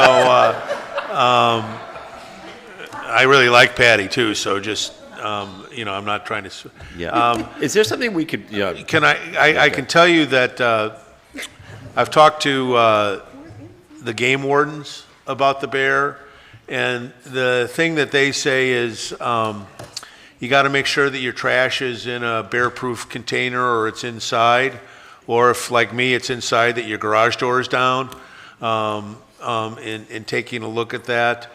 The bears haven't so far had any, we have, I think, 2 bear cubs that are kind of going you know, in the area around Round Pond, and they've been seen swimming back and forth across the channel over to Benson's Point in doing that. And the game warden suggested that people lock up their garbage and take a look at that. They'll look at relocating the bears if it's a problem where they're threatening people or they're threatening pets, but so far that isn't the concern. People might want to get some bear spray or an air horn, because those both scare them away, but I'd be mindful. I can tell you, when I walk my dog at night, we go out there with the dog to make sure that we're not doing them, put them on a leash at night in terms of doing that. And you know, the bears are a problem. The game warden thought that these two cubs were maybe abandoned by their mother, or the mother died somehow, and so they've gotten reliant on, you know, eating people's trash for that. So I don't think FEMA can help us with bears, but maybe they can. Yeah, and again, I think it's part of the community is not leaving your garbage out in these plastic containers that bears can easily open, and going towards more of bear-proof. If you have a garage, you know, put it in there. I'll present something to the Lake Rescue Association from New York that they actually make these bear-proof garbage cans and stuff. Okay, So- yeah, a bear-proof garbage can's a really good idea. Yep, thanks. What's that?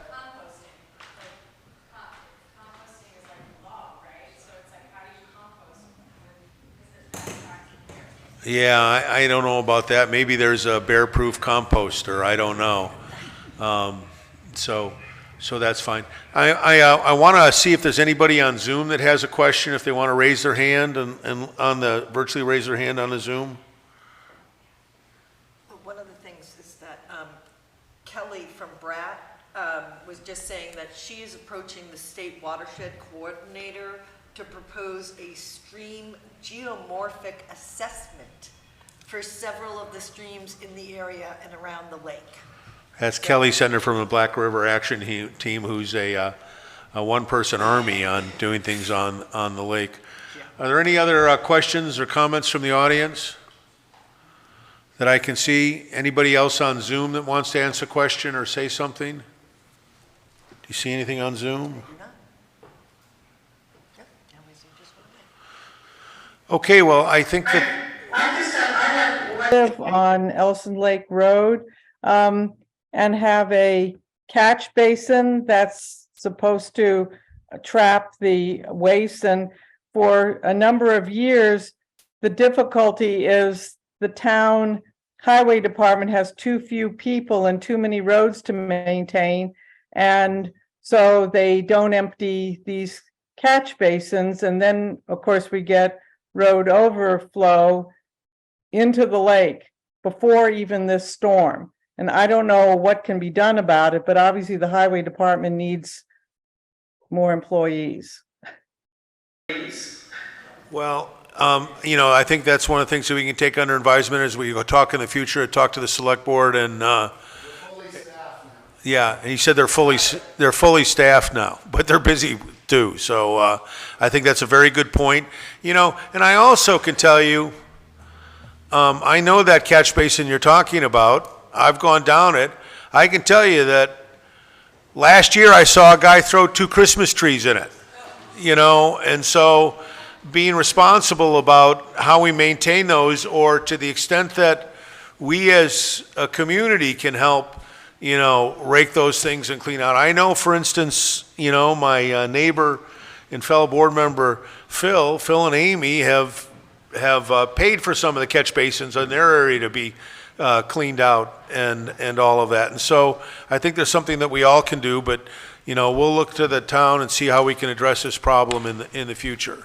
Any other questions from Zoom? Somebody's asking about when the next water quality testing is going to be done, and we know that Bratt is going to be there tomorrow Yeah. on rescue and public. The Black River Action Team is doing some testing, and we'll do that. And now that the state's caught up a little bit, I think maybe we can get the state to test as well. Okay, there was a question about wake boats on the lake, and I know a little bit about this. I spoke to the head of the Lakes and Ponds program at Oliver, I'll think of his last name in a second. What's that? Pearson. Oliver Pearson. I spoke to him on the phone the other day. There is a public comment period that's going on right now about wake boats in Vermont lakes. And there's a group of petitioners that are asking for the restriction to be 1,000 feet from shore. The state's current regulation calls for it to be 500 from shore, and the state DEC has gone through and looked at all of the lakes in Vermont and have categorized the ones that are appropriate for wake boats and not appropriate for wake boats. A wake boat, if you don't know, is a boat that has a special ballast tank on it that gets filled up with water from the lake, and it creates a larger wake for somebody to surf behind the boat. And what this Oliver told me is that Lake Rescue isn't a big enough lake to support wake boats. Now, I know that for some of you who are members who have a wake boat, that might be a shock, but there is a public comment period right now with the state that you can go on the DEC's website, and that's going to be open for another 10 days or so, and then they're going to take a look at the registration. But in all likelihood, wake boats aren't going to be allowed on Lake Rescue. The Lake Rescue Association hasn't taken a position on wake boats. We talked about it as a board. Our feeling was that we hope that wake boat operators act responsibly and, take into consider the other people on the lake and small boats and kayaks and paddlers and shorelines to make sure it's, appropriate, because, we have seen some irresponsible behavior and swamp kayaks and things like that, and it's dangerous. So the state's got new regulations that are coming. They're going to make an assessment of what are lakes that allow wake boats and not, and we'll hear more about that in the future. So that's what I know about wake boats. Yes, one item that I don't know if we emphasized enough before is that for FEMA individual assistance and for SBA physical damage disaster loans, the application deadline is September 12th. We do not want anyone who doesn't know of that to have missed it because of the information they just didn't know. And we don't want anyone, at least with SBA loans, to be waiting to receive an insurance settlement and miss the application deadline for an SBA loan to help cover their uncompensated losses. We will loan up to the loan limits, the full amount of your loss before you receive an insurance settlement. So you can apply as soon as possible. That's you don't real have good to wait to information. receive your settlement. And also, we don't want anyone to wait on the FEMA application deadline as well, which is the same day. So I don't think that's probably going to be an issue. I think a lot of people are very motivated to apply very soon. But I don't think we had said September 12th, so it's September 12th. I appreciate that, Mr. Clark. Thank you very much. Okay. Anyone else? Yes. I built my house after the last flood, so it could take a flood. If anybody would like to see how you can build your house so it can take a flood, instead of putting back the same old and having to tear the whole house out, what I used was cement board, and I put a rubber roofing backing on it. And I used these as panels for my walls. For insulation, I used extruded polystyrene float grass and put it in there. I didn't screw the panels to the wall, I battened them to the wall. And in 2 days after the flood, I was able to take them off, power wash the whole place, and sanitize. So if anybody would like to see how you do this. I'm going to come over later, Tom, just so you can show me. 76 Red Bridge Road, not the house on the Red Bridge Dam, the one before it. Thank you. Thank you for that. Any other questions? Anything else from the Zoom? Yeah, Kev. As I've listened to everybody here, starting with Roy Schwartz and John Eckel and Barb and Jeff Bay, everybody, and Spencer that have been along the East Lake, Ellison Lake Road location. Basically, it seems to me what we could use here is a quarterback or a project manager or somebody to take on the coordination of whether it's FEMA, the town of Ludlow, the Southwestern Water Plan Planning Group, or what have you, so that we could coordinate one project. Because what we're talking about is that it's a mile or a mile and a half of roadway and drainage that all needs to be addressed. And it seems to me if that was addressed as one project as opposed to 3 separate or 4 separate projects, we're going to have a better result. And right now, we don't have anybody on the board that is taking that on as a specific project to do. But if there's someone in the community that would be interested in heading that up or doing that, I wish they would contact us. Or we're going to have a discussion among ourselves about who might take that on. But the only way it's going to get done is if we get someone to project manage that and get it done. Because I think if you look at Brendan and the town, they're busy doing what they're doing in operations day to day, and FEMA is there as a resource to be tapped. But we need someone to go out there and to put it all together to get this done and coordinated. So I would just put that out there. We don't need somebody to step up today, but if there is somebody in the community that wanted to take that on as a project, they should contact us. Yes, I think that's a great idea. You can send an email to the Lake Rescue email address, or my email address is bruce@zanka.com. I want to just take a minute and thank my colleagues on the Lake Rescue Board of Directors. As I said in the beginning of the meeting, these folks spend hundreds of hours every day, every year, talking about the issues that we've discussed today, and they're all concerned with they're volunteers. They don't get paid. It's kind of a thankless job, and I, for one, am grateful for their hard work in doing that. I wanted to acknowledge Paul from FEMA, who is my main contact and who brought all these fine people together and all of that. He's done a great job. We're lucky to have him working temporarily here in this community, as one of the managers in the area. I particularly want to say thank you to everybody in the town of Ludlow, particularly the staff, the police department, the fire department, the water department, the highway department, the folks at the transfer station, and everyone else that I'm forgetting, because they're working 24/7 on all of our behalf, and I think we just have to remember to be strong together and gentle together and be kind to your neighbors. And there's nothing that we can't fix in the future. If you haven't paid your Lake Rescue Association membership lately, please do that. If you're not a member of the Lake Rescue Association and you'd like to join, we'd love to have you.